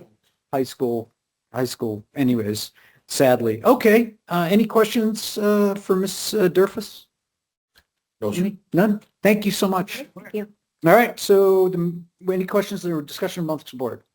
No, sir. None? All right, so the motion before the board is to approve the IGA CTR 067930 Amendment 3 for WIC on a grant between the Arizona Department of Health and Human Services and Cochise County Health and Human Services in the amount of $735,360 for WIC and $63,824 for BFPC. All those in favor say aye. Aye. Aye. Motion carries 3-0. All right. Can I get a motion to move agenda item number 13, please? Yes, Chairman Antonori, I move that we approve Cochise County Data Governance Policy number 1811, establishing a countywide framework for the management, protection, quality, classification, access, retention, sharing, and disposal of county data effective August 25th, 2026. Second. Well, let's go to Joe. Joe for an explanation. Mr. Casey. Yes, Chair, Supervisors. So yeah, this is a policy that came out of the information as an asset project, as a need for the county. This policy, the data governance policy, helps define the roles of what the data owners are, the department heads, who actually controls that data. who the data stewards are and what their roles will be, and how we interact as a county. The data custodians, which will be IT, and then the data governance working group and steering committee. They're committees to help guide the county moving forward as data becomes more and more relevant and important for conducting business. It also defines data quality, how we classify our data, and also laying out that there will be training for data for county employees moving forward. If you have any questions, I'd be happy to answer. And this is going to help streamline our public records requests and categorize everything so it's easier to catalog and find and respond, right? Correct. This will help with that, along with the next policy is also for records retention as well. Okay. Any other questions for Mr. Casey? Yes, sir. Is this likely to decrease the documents that we deal with at the Melody Lane complex? No, I wouldn't say it's decreased the amount of documents. It's just how we deal with the data itself. As we go into the future, this will help guide the AI and how our data is ingested, so that could reduce document counts moving forward in that sense, but by itself, no. Thank you. All right. No further discussion. The motion before the board is to approve Cochise County Data Governance Policy 1811. All those in favor say aye. Aye. Aye. Aye. Motion carries 3-0. Go into number 14, please. Mr. Chair, I move we approve Cochise County Records Management Policy Number 1812, establishing a countywide framework for creation, management, retention, protection, access, preservation, and lawful disposition of county records in accordance with applicable laws and approved records retention schedules. I second. All right, Mr. Casey, or Mr. Yeah, So, explanation there. yeah, so this policy also defines some of the roles and responsibilities, but specific to record retention and, fulfilling record requests. It helps lay out the details on that. It also provides a requirement for training for county employees and anybody that deals with those records. And it lays out the record lifecycle management from when a record's created until the time where it's disposed of. The clarification I want, this is only applying to the county administrative entity, not the court system, right? This has nothing to do with the courts? Correct. The courts have their own Right. laws they have to follow. Yeah, I just want to make sure. This is just all the stuff related to the county itself, not the court. So that someone had asked me that question, and I wanted to clarify. It has not. They have their own set of document rules and retention rules and classification rules. This is just for regular business, Cochise County regular business. Yes, that's correct. All right. What makes this difference from item 13 that we just voted on, Mr. Casey? So item 13 is specific to all the data, or it's for all the data in the county. This is for the record management of what is considered a record. It's a very fine line, but there are some differences there. Thank you. All right. Any other questions, discussion? Hearing none. The motion before the board is to approve the Cochise County Records Management Policy 1812. It's a good year. All those in favor say aye. Aye. Aye. Aye. Motion carries 3-0. All right. Agenda item 15 is state and federal legislation. I don't think there's anything relative right now. The legislature's out of session. The U.S. Senate's on recess. So I don't think anything coming down the pipe is going to directly impact this. So with that, did anybody have any comment, state and federal? Nope. Nope. A point of personal something or other. I would like to recognize Madam Mayor Pro Tem Carolyn Flowers. Oh, okay. Oh, yeah, hiding in the back there. Hey, Madam Mayor Pro Tem. All right, so with that, I'll go to Sharon for her report as the county administrator. Thank you, Chairman, thank you, Chairman and Supervisors. Wanted to give the board an update on the animal shelter acquisition, or the building acquisition for a future animal shelter. We are expected to close on that real estate purchase hopefully by the end of the week. Latest we can do it is Monday, August 31st. We have resolved with the different parties that there were encroachments on that parcel. We have resolved with APS and Huachuca City. They are, I have assurance that there will be a quit claim deed coming from those entities once the county purchases, so that we can then combine it all into one parcel. So that cleanup, I have confidence it will occur. I also have a zoning letter from Huachuca City saying that it is an appropriate use within that area. It's zoned appropriately for an animal shelter. And the survey is done, environmental inspection is done, nothing found, and a building inspection has been done, and nothing of note found. It's just going to need some remodel for an animal shelter. That was what it found. So no surprise there. And if it falls through, I know a guy that might be looking for some property to park his equipment. Also have one more thing. There's well, now I lost my train of thought. I'm so Sorry. sorry. Look what I did. But the property has, we will have to do some parking lot improvements. That was one thing noted in one of the inspections. We'll have to pave the parking lot and make it ADA accessible, et cetera. So okay. We did get that for a reduced price. Did they come down a little bit on the? Thank you, Supervisor Gomez. Yes, because of the additional work that the county put in to to that encroachment issue, they Knocked brought the 5K off. 5K off. Knocked Right. 5K off the price. Would like Which a helps little with bit some of the more, closing costs. but at least that is because they would have been hard to sell to anybody else. I believe so. So, okay, well, that's good. Thank So- you. Any other updates? None? Not at this time. All right, cool. All right, so with that, any discussion or any last minute comments from either member of the board? None? Our next meeting is supposed to be a half hour ago. So what we'll do is we'll take a 10-minute recess and we'll come back in here and it will be on the proposed text amendments to the Cochise County zoning regulations relating to data centers. So with that, we will take a 10-minute recess. Can I stipulate that it's at 1:40? 1:40. Yes, there you go. 1:40. Thank What time you. were we supposed to start at when? We're 40 minutes behind. Why do you know we should never do something that close to any of our board of supervisor meetings? Sorry. All right. So we'll be back in here at 1:40. We're adjourned.